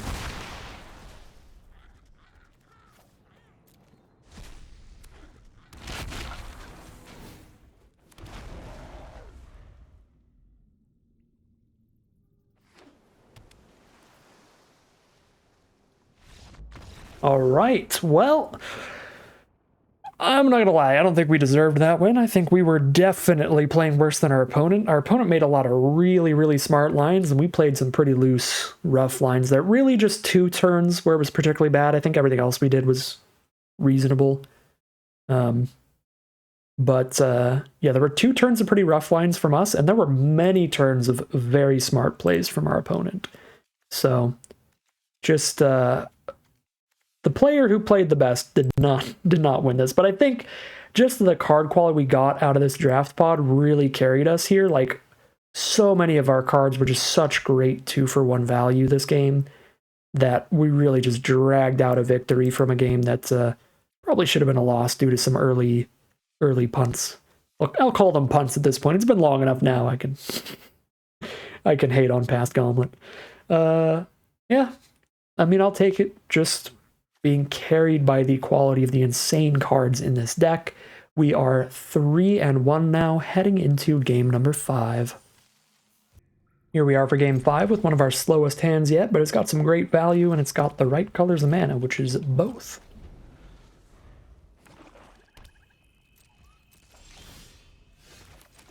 Right, flooding a little bit. We find land number 5. Let's see if the iceberg can find us a non-land card. Yes, it can. A Clay-Fired Bricks, which is going to be a great card to flip turn 7. Just flip an iceberg turn 6, flip some bricks turn 7. Got a really nice looking end to this game, especially when we've milled an artifact off the iceberg, so there's 1 artifact engraved for crafting, and this Tinker's Tote is going to be another. Tinker's Tote also playing really well against a 1/1 Death Toucher. Playing against the black-green deck, where Radiant Smite should be really good. Preacher of the Schism is a massive issue. This card is incredible if it's not dealt with really quickly. It's one of the small kind of bombs in the format. The cheap mana value, just really, really great value engine cards. Yeah, this is going to completely crush us if we don't find some removal for it quickly. It says power 4 or greater only, not power or toughness. So we're just 100% on finding our other removal here, finding one of our exile spells. We've got 3 of them, the Dusk Rose Reliquary and the 2 Alchemy cards, the Reflection Nets. So we're hoping. Certainly hoping to find a way to deal with this. Otherwise, what happens right now? We have the most life. So they're going to keep getting 1/1 vampires with lifelink every turn. But if they hit us, then they're going to start drawing cards. I think we want to try and maintain the highest life total. I think we'd rather they keep getting 1/1s with lifelink than they draw cards. So if they're tied, they draw the cards. Don't like that. I can gain life off Tinker's Tote next turn, though, to make sure that we still have the highest life total. So this should be fine. But if I just keep letting them get 1/1s, then once I flip the Clay-Fired Bricks, we just have a bunch of 2/2s and the 1/1s are meaningless. Not completely, but they're just not very good. Souls of the Lost is real good. It's gonna hit the board, they just sack a 1/1 token to keep it around, and it just gets bigger and bigger the longer the game goes on. But they're actually gonna mill it. They probably do have a lot of graveyard recursion, though, in a black-green deck, so that's fair. Ooh, Vanguard of the Rose is a beautiful draw. It's not a hard removal spell or anything, but I can stack it up alongside a 1/1 to double block and kill the Preacher. So that is probably what we want to do. The one issue with this... Oh, never mind. Guidewing saved me. Okay. I was going to say, the one issue is I can't just sack my Tote to the Vanguard, or I'm going to let them draw a card for having the most life. But I totally forgot I was chipping at them for 1 with the Guidewing, so they already don't have the most life. They're just going to get another lifelinker. So yeah, we can block with Vanguard and 1/1, give the Vanguard indestructible by sacking the Tote to it. And then we flip an Iceberg next turn, we flip Bricks a turn after that, and just get down to business. Ew. The biggest reason to be in black-green. Chupacabra Echo's an insane card. It's already a great 2-for-1 when you play it, but when you have Graveyard Recursion in your deck, it's completely backbreaking. So we're really hoping that they don't have a lot of ways to recur that, but that does just immediately ruin our plan of getting rid of the Preacher here. So they connect again, but then I gain life off the tote so that they don't draw any cards next turn. Now we try to trade an Iceberg off, I guess. See if they got removal left here.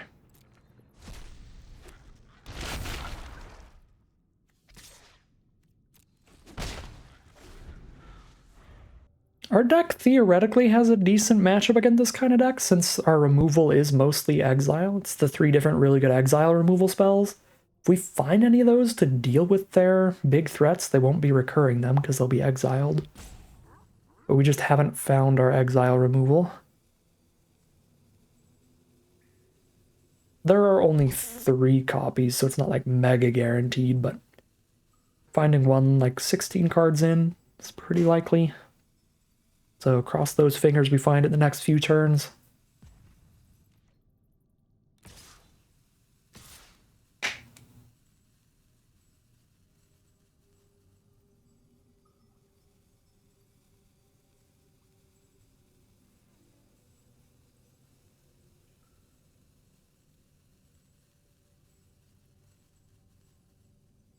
Alright, so opponent is almost definitely just trading up to the Titan here and then playing some graveyard recursion. I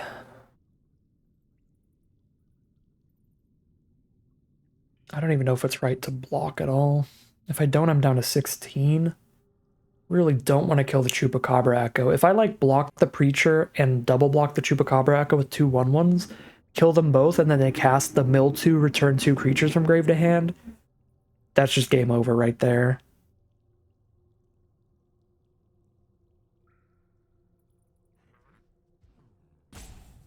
Getting rid of just one of these is probably fine. But then they just mill and pick up the souls in the Preacher, which is just not our game. We definitely have the cards to just like crush this matchup, but not these draws. I think these draws are just not great for this match. It's a Fungal Fortitude instead. Not what I expected, but pretty similar to what I thought would happen here. Corpses of the Lost too? Big yikes, okay. It's a Malcolm, but we just flip our bricks here. So all our 1/1s are really important blockers at this point.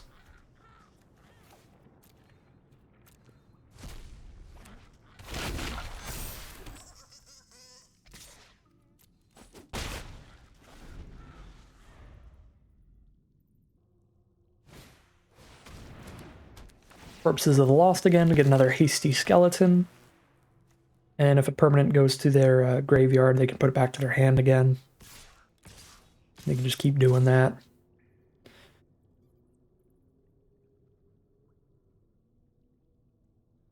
Time to put that Chupacabra Echo in their grave and give them excellent graveyard recursion value, I imagine. Don't think I can just keep getting hit by it forever. The problem is this clears out all of my 2/2s, and then we just have a much smaller board state.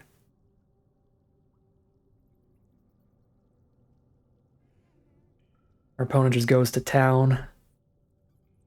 Yeah, I mean, they've just gone so wide off the double rare here. The Preacher's spitting out 3 creatures already. The Corpse is going to spit out a 3rd next turn.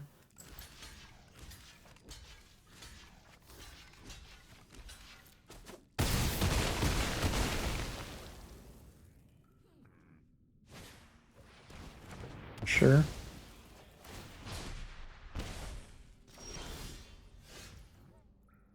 A little bit late Duskrow's Reliquary. Especially because the only thing I can sack now is my Kiln, which is really disappointing to sack.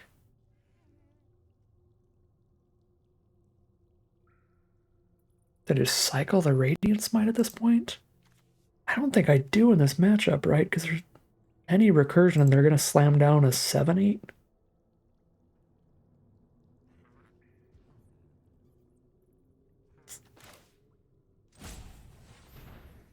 Takes 7 damage next turn. But things are gonna be even worse if I don't just kill this preacher. Is this a skeleton fungus? No. It's just the fungus inside the skull. It doesn't count the skull itself. Cute. Alright, so our opponent outraces us just infinitely with the 3 lifelinkers alone. But with the hasty skeleton and other stuff as well, they really get there.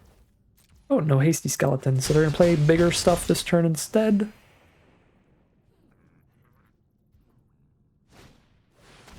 Jade Light Spelunker. Yeah, I would call that bigger stuff. Explore 4 times here. Draw land, draw land, draw land, draw land. Well, I mean, that's excellent card draw. And it conveniently stays out of reach of the Radiant Smite then. Although, it's a 1/1, so I wouldn't want to kill it now anyway. We need to draw like an absolute champion here to get out of this one. And Reflection Net is definitely a start to that.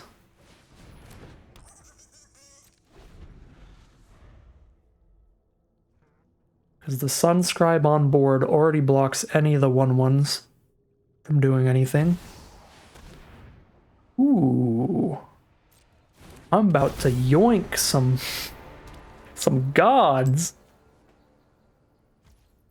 Whenever it deals combat damage to a player, reveal that many cards from the top of your library. Put a creature or land from among them on the battlefield and the rest on bottom? Yeah. Okay. Yoink.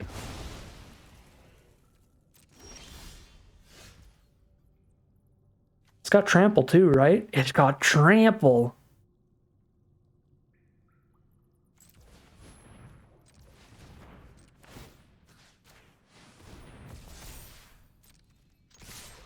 So they block with the Death Toucher, but we get a trigger here for 5? Feels worth it.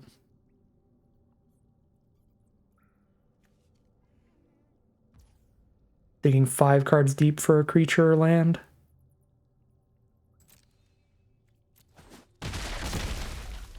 I guess it flips, but I don't think the card has a backside. Let's see what happens here. Get a Landlord Navigator. No artifacts entered the battlefield this turn, though. Feels like a Cloud Guard. Opponent's at 8. They've got no flying blockers.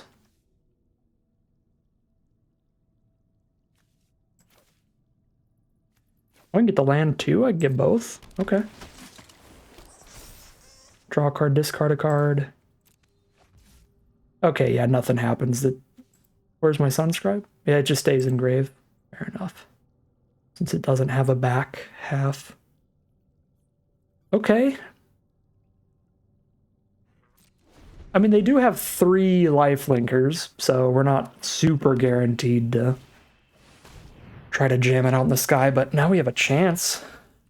That Reflection Net was massive. Reflection Net the god and get a 2-for-1 on our end with it. Alright, there's the corpses coming in. And just take the 4 here. Down to 10. Screaming Phantom. Ooh. Flyers. I'm going to cycle this Radiant Smite, and then they're just going to cast something that I need it for. I swear. 16 cards? How many cards in our deck are really good draws right now? Deconstruction Hammer's one. It's really good because we buff the Cloud Guard and attack it, and it doesn't trade into Phantom. Cogwork Wrestler's one because we attack with both and we just destroy this Phantom. Puzzle Door's good because it digs for either of those cards. That's 3. Spyglass Siren's good because if we explore a non-land card, then we attack into the Phantom. That's 4 really good draws. At least. Zoetic Glyph's pretty good. Reflection Net's incredible. I'm gonna cycle. Oh, baby. I'm at 10 life. Can I hit them for 7 here if I do this? I kind of feel like I need to hold up a blocker rather than turn my 1/1 into a Screaming Phantom and attack for 7. 1 damage off.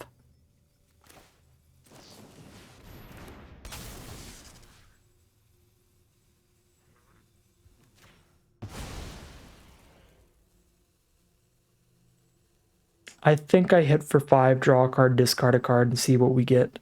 And then we use that next turn to get flying lethal. Guarantee the chumper for the 3 power there. Ooh, what a draw.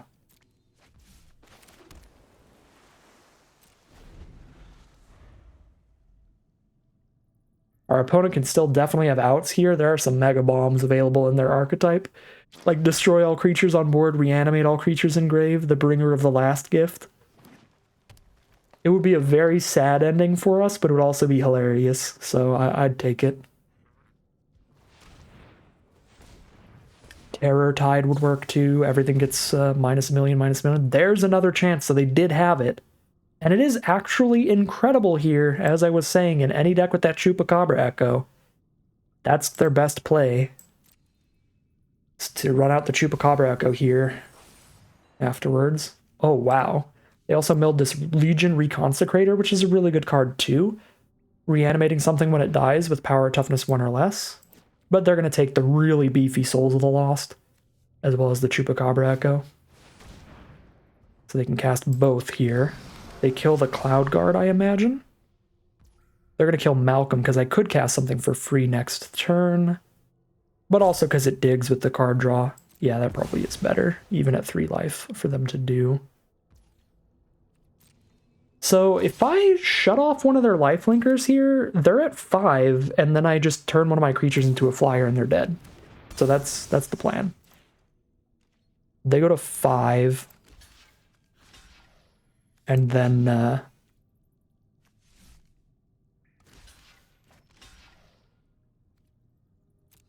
yeah, they go to 5, and then I turn this Cogwork Wrestler into a 2/2 flyer and kill them with 5 damage in the sky. Maybe it was better to like not block with one of my creatures just in case. They've got a combat trick to kill the Cogwork Wrestler. Probably was, but this works perfectly fine. It's a flying Cogwork Wrestler. And a really unexpected victory here.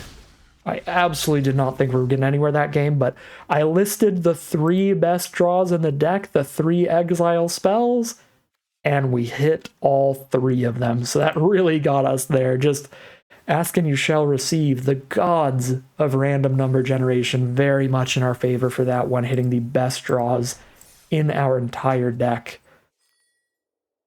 In the end of that game, we are now 4-1 heading into game number 6. Here we are for game 6. Our opponent's on the play. Again, another hand that would be like near unbeatable if we were on the play.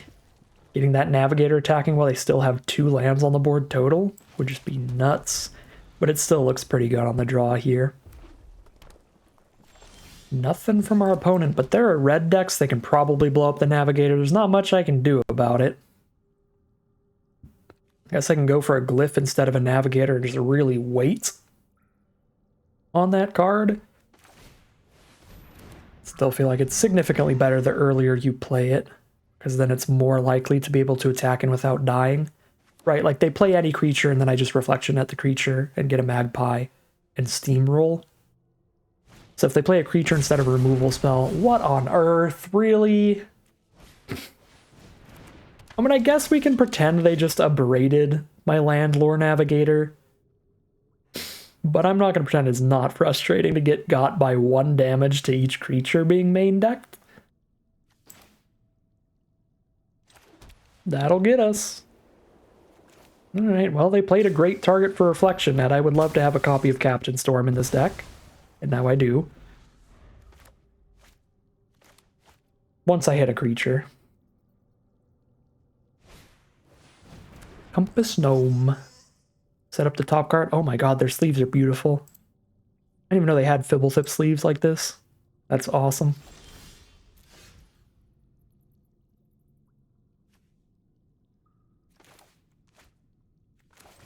iceberg it up. Ew, I milled my Malcolm. That's pretty disappointing. But the draw's good. The Cogwork Wrestler here. If they want to spend a combat trick or removal spell on Cogwork Wrestler, that's fine with me. But also if they don't, that's great too. Poetic Glyph here. Rather glyph the Wrestler because the iceberg is going to be a 6/6 later.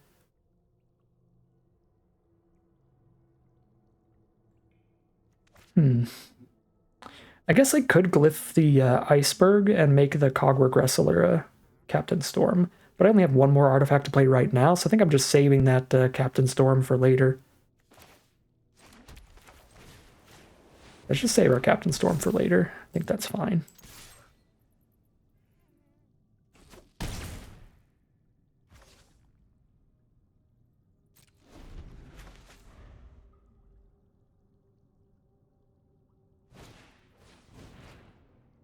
Draw a card off the Pirate's Landing. Drop a Waylaying Pirate's a very good one. That'll stun the Wrestler here. Slow us down. More lands to slow us down as well, but we've got the mana to flip an inverted iceberg now. I don't have the craft material for it, so I'd have to exile my Wrestler and discover 3 off the glyph this turn.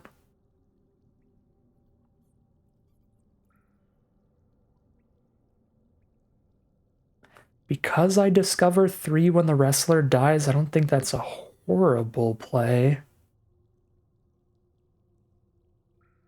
Considering I don't have any other options of how to spend this turn, because I'm not going to cash in a Reliquary sacrificing any of these cards.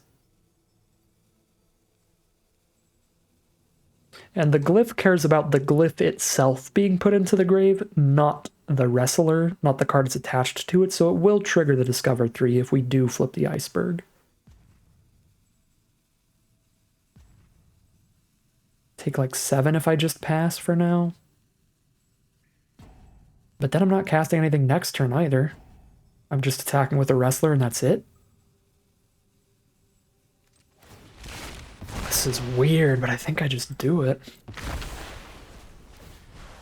Cash in the glyph.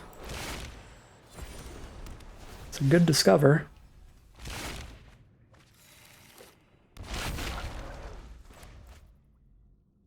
And bricks will be awesome later. It's not instantly flippable right now. We don't have the artifact for it. Unless I want to play the Reliquary just to flip the Reliquary. Or craft away the Reliquary. Although now that they've played a Curator, I kind of want to kill the Curator. With my Dusk Rose Reliquary. What do we got?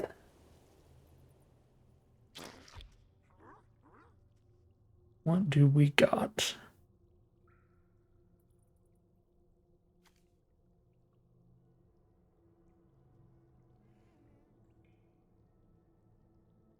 Guess I have free attacks. I just attack with Titan, tap down a 3/3.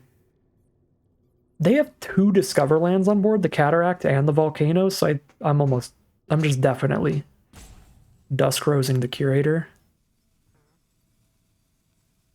What am I sacking to it? The Vanguard instead of the bricks? I need another artifact to flip these bricks. Gonna be a while. Maybe I do just sack the bricks. A little sad.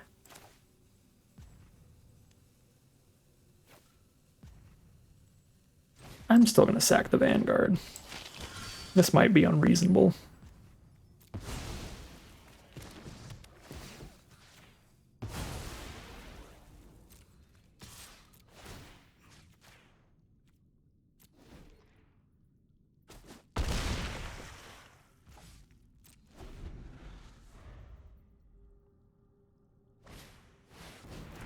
Ventasaur is pretty great here. 4/4 that draws 2 when it hits the board. Excellent value.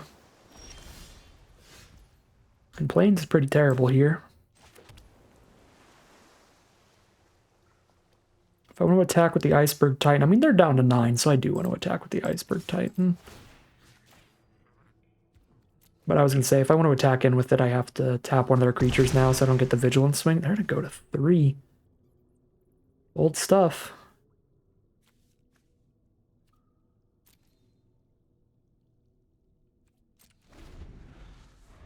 Whenever I flip the bricks, I now have the mana to flip the bricks and make one of the gnomes a Captain Storm, which is pretty nice. Ooh, a ward blocker. Landlore Navigator.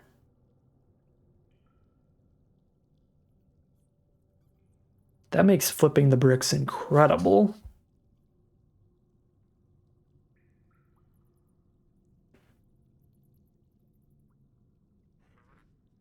That makes flipping the bricks good enough that maybe we just exile the Reflection Net and give them back Captain Storm at this point. You can have another 2/2 on the ground. They've got one card in hand. They're not going to play that many artifacts here. I feel like giving them the 2/2 on the ground is also better than giving them, or not giving them, but getting rid of my Iceberg Titan or giving them the Curator. So playing the Navigator, flipping the bricks, exiling Reflection Net actually seems kind of awesome.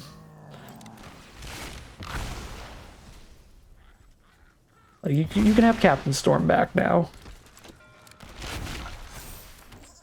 I will get a Thieving Magpie in the sky and an Iceberg Titan that's big enough to trade into the Brine Fang.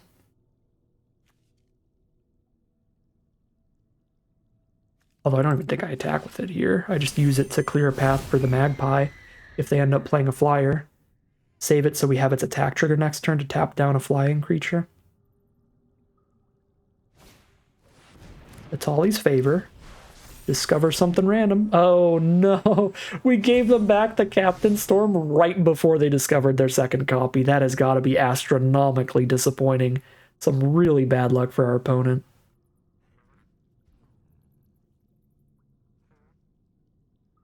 Now I look like just an omnipotent genius for giving them back the first Captain Storm. In hindsight, that's the greatest play I've done all week. Next level strats. Alright, well, they don't have flyers on board, so we poke them and draw a card.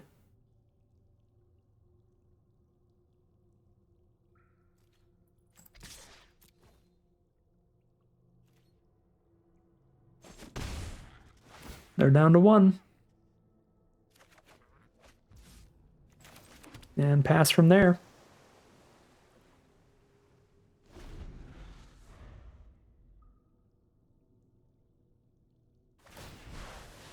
Discover, trying to find an answer for the Magpie, and they just find a 2/2 artifact creature on the ground. It's not going to do it.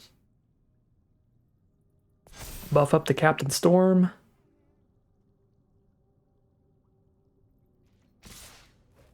And send in the team. It's the Flunge. That I believe is pretty much the concession here. Do this, take a chunk of damage here, probably. Yeah, that's fine. Magpie sticks around and we kill them with that.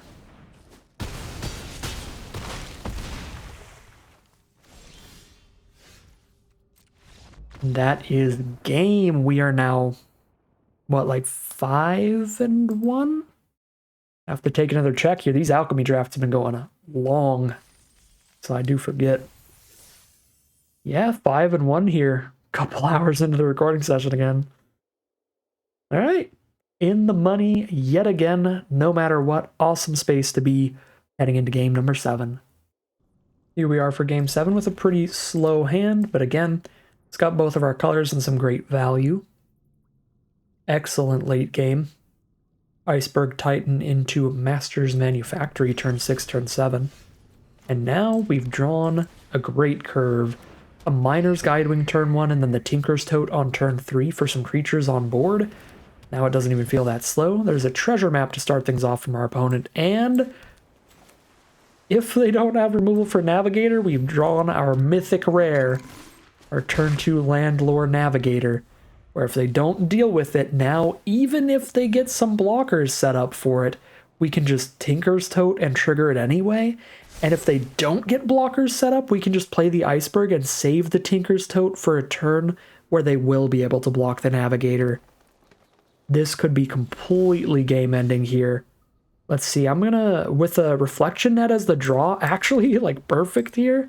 Now I can declare an attack and have a reflection net up just in case there's some weird green flash creature out of Alchemy that I haven't seen yet.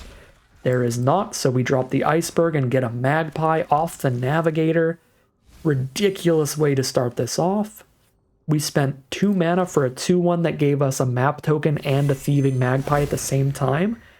So 2 mana for a 2/1, a 1/3 flyer that draws us cards, and a map token. Seems like a really fair mana cost.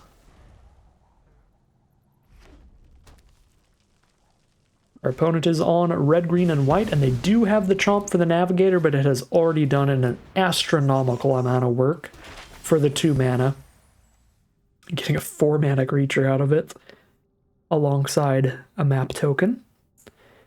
So Cartographer's Companion doesn't really matter here. Let's just chip in, draw the card, and see if that affects what we want to do. We could get more damage guaranteed by throwing the hammer out or trying to get some +1/+1 counters here, but I'd rather be flexible with what I'm doing with my mana and seeing what we're drawing into before I choose. Draw into a clay-fired bricks. We can play Vanguard and the bricks, or we could play Tote and the hammer.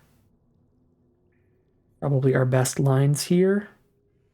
I like guaranteeing the 5th land next turn to just drop the guide mural, so let's go Vanguard bricks here. Guarantee we hit the land drop for turn 5. Looking great to me. And look how astronomically ahead we are right now off of all these value plays. Mainly just the navigator being super stupid. We have 5 spells on the board and 4 spells in our hand. Our opponent has 2 spells on board and 3 cards in hand, which might include a land or 2.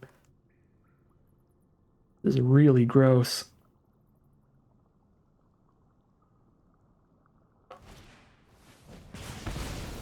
There's another chomp, this one on the Vanguard. They're down to 2 cards in hand. They pass from there. Here's our 5th land. Get our flying damage in and draw another card off Magpie. Which, again, that Magpie popped out of our 2 mana Landlore Navigator. So our 2-drop has now officially provided us with 2 creatures, a map token, and drawn 2 extra cards?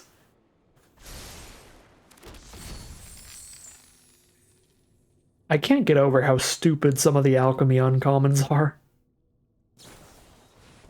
Here's the final strike to deal with the Magpie, but again, we already got so much card advantage out of it, and the Landlord dude in general, that we're perfectly happy with that. Now we're just going to flip a 6/6 and keep the pressure on. Playing our biggest threats every turn. Next turn we can get a couple 1/1s and buff the whole board, or we can get a 4/4 every turn from that point on. Either way is going to be insane. Yeah, our opponent's treasure map is like popping off. They're getting all the card advantage from it, but it is still just nothing to the nonsense we have gotten to off of our uncommon. Alright, getting a solid board state on the ground for some blocks here. No artifacts engraved, so I do have to actually lose something if I want to flip one of these cards, which is a little sad. If I just skip 1 turn from flipping them, then alright, there's the concession from our opponent. That's fair enough. I was going to say, if I skip a turn of flipping these things, then I can set up to flip both of them really easily, because we can have the Tote and the Hammer get played this turn and just equip the Hammer to the Guide Wing, sack the Tote, so that's engraved, and then we have multiple 1/1 gnomes on board. We've got an artifact engraved. We've got tons of fodder to craft these later. So I think we just cast spells from our hand for now. And still hit for a lot of damage, right? Because we're hitting for 2 in the sky guaranteed. They're only going to have 2 blockers up because I can tighten 1 down, so it's just chump to stick around, but just really no chance for our opponent there. Really, really gross stuff from the Alchemy cards again, and we are now 6-1, heading into that final battle with 2 rounds in the chamber. We can lose this next game and still have a shot at that max prize run. So fingers crossed here as we head into the final battle, or at least round 1 of the final battle. Here we are for the final boss of this draft. We've got a really reasonable starting hand here, nothing insane, but nothing horrible. Both our colors in a solid curve. Play a 2-drop on turn 2, then on turn 3 we play another 2-drop and flip that puzzle door. Opponent starts with Bartolome del Presidio. Had a couple copies of him in our first alchemy deck. He was pretty fun. Don't love just trading into Bartolome here. I mean, it's not horrible if we drop Sunscribe. I like dropping the Oaken Siren, guaranteeing some flying damage as well as potentially ramping out some extra artifacts if we draw into some. Alright, Sanguine Evangelist is an incredible card. Hits the board and dies into giving them a 1/1 flyer. We can't block Bartolome well because they can just sack the bat in response, or the Evangelist. Really, this card is insane because it's solid value if it sticks around or if it dies. If it dies, it's just a 3-for-1. It's 3 creatures off of 1 spell. If it doesn't die, it's buffing their entire board every time it attacks, getting a bunch of damage in. Yeah, things do not look super good for us right now. But I've been saying that in a lot of these games, and we're only 1 loss down right now. So, if our opponent wants to, they can sack the Evangelist to Bartolome to double block with 2 bats, but I think that's just good for me. We kill the Evangelist and a bat with our Oaken Siren if they do that, so they choose not to. There's an Echo of Dusk, and a Restless Anchorage. They find a blue source, that'll be a scary creature to attack us with. They're going to send in the Evangelist. I will be perfectly happy to take a trade there, I think. Just get it out of the way. Then just have the 1/2 flyer to block the 1/1 flyers for the rest of this game, hopefully. But they could have some graveyard recursion out of black, and that would be pretty bad for me.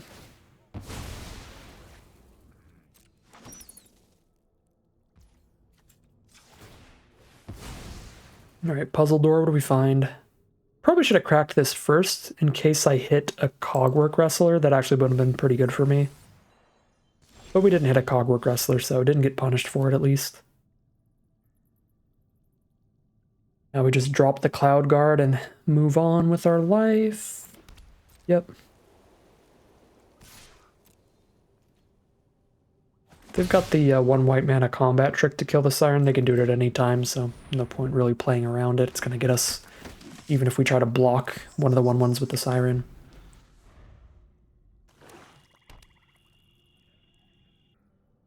Bartolome is threatening to be absolutely massive here, but what's really nice is just by blocking with a 1/1, I'm trading my 1/1 gnome up into a flyer at worst. Or I'm trading it into an Echo of Dusk. Like, we're forcing them to sack something here. I think that's pretty good for me.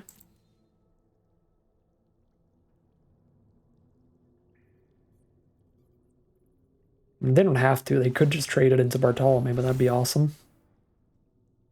They're gonna sack their land? Okay, that's fine too. Trade a 1/1 for a land. Turn my 1/1 gnome into Stone Rain. Okay, Deconstruction Hammer is going to be solid here. Getting us some good Oaken Siren attacks.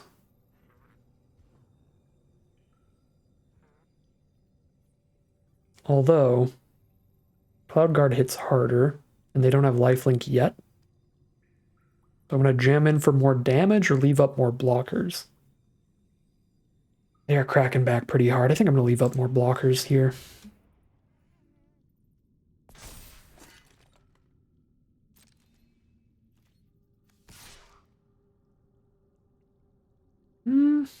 Could also just send in the Cloud Guard off the trade for double bat. Yeah, I mean, thinking about it really, like, are we going to block an Echo of Dusk or a Bartolome with an Ultec Cloud Guard? And the answer is just no. Yeah, I probably should have just put this hammer on the Cloud Guard. I think this is fine to clear out both the bats here. If they want to trade. Uh-oh, this might be terrible for me. Oh, nope. It's just chump buff Bartolome. Okay, that's fine. Just say, is this some weird +1/+1 to the whole board? Or +2/+1 to the whole board or something? That would have been very, very bad. Here's a Vanguard of the Rose. 1 mana to move Decommission Hammer, and then I still have the 1 mana up for Vanguard's ability to get the Indestructible. If that is going to be better for me. Ooh, this is going to be a really sad Visage of Dread. They only have 1 creature in their grave as well, so they can't flip it yet.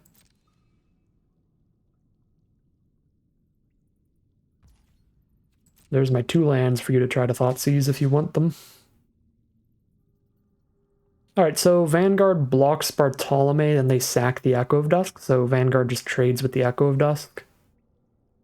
Or I can trade my Decommission Hammer for the Echo of Dusk by sacking it to Vanguard's ability to get the Indestructibility. Which is better? If I trade into the Echo, then they will have the 2 creatures engraved to flip that Visage later, which is kind of spooky. I like having Vanguard around for another chump later at worst. I'm going to sack the Decommission Hammer, I think.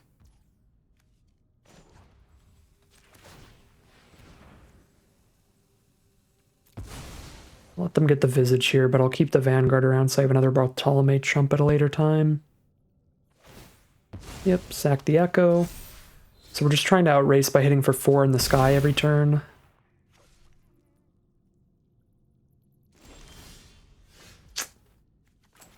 Really needed an on-land to help outrace.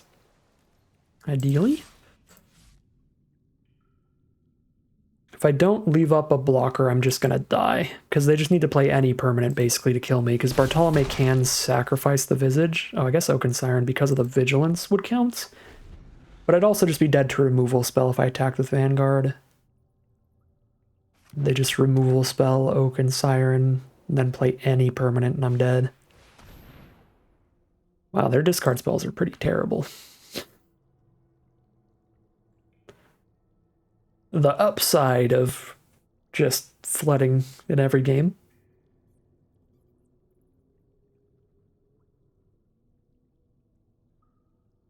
I guess they do get to exile a card from our grave. That's something. Yeah, exile an artifact so we can't craft with it. On board, they can hit us for 7, which is not 8, so do it. I'll chump next turn when you're actually representing lethal.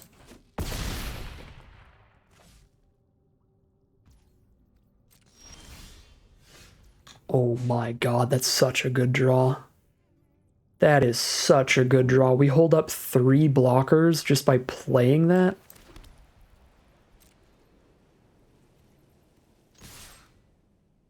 Yeah. Let's attack. I'm holding up an Oaken Siren, 2 gnomes, and I'm gaining 3. Pretty big payoff for the land clump here. Actually an absurd draw. There's a lot of cards I'd love to draw at other points that would have been terrible there.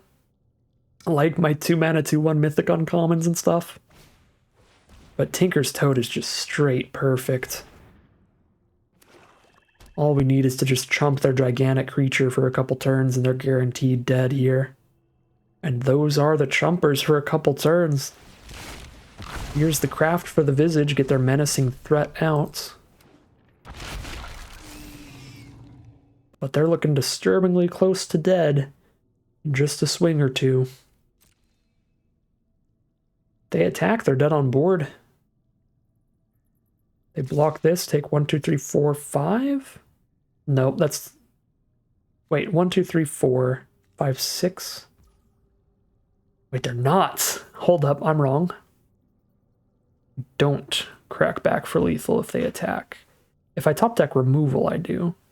So they have to block the Vanguard, and they take 5, because I have to chump here. Tinker's Toad doesn't give me enough life.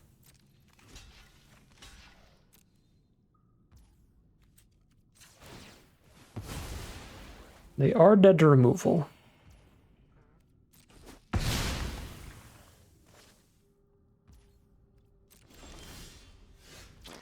They're definitely not dead to an island. So we're also dead to removal, right? Because I have to have 2 blockers for the Ossisaur and 1 for Bartolome. If I attack with the Cloud Guard, I'm dead to removal. If I don't attack with the Cloud Guard, I'm not threatening a 2-turn kill. Kind of have to threaten that 2-turn kill, right? Hit for 4 and then hit for 3 next turn by attacking with Cloud Guard again after we chump with the Siren. We don't really have other options with these draws. We just have to have them not top deck removal. They can draw creatures or draw spells or whatever they want, just not a removal spell to clear out one of my blockers. Send in the team. Their next card was Petrify. Their next card would have lethaled us.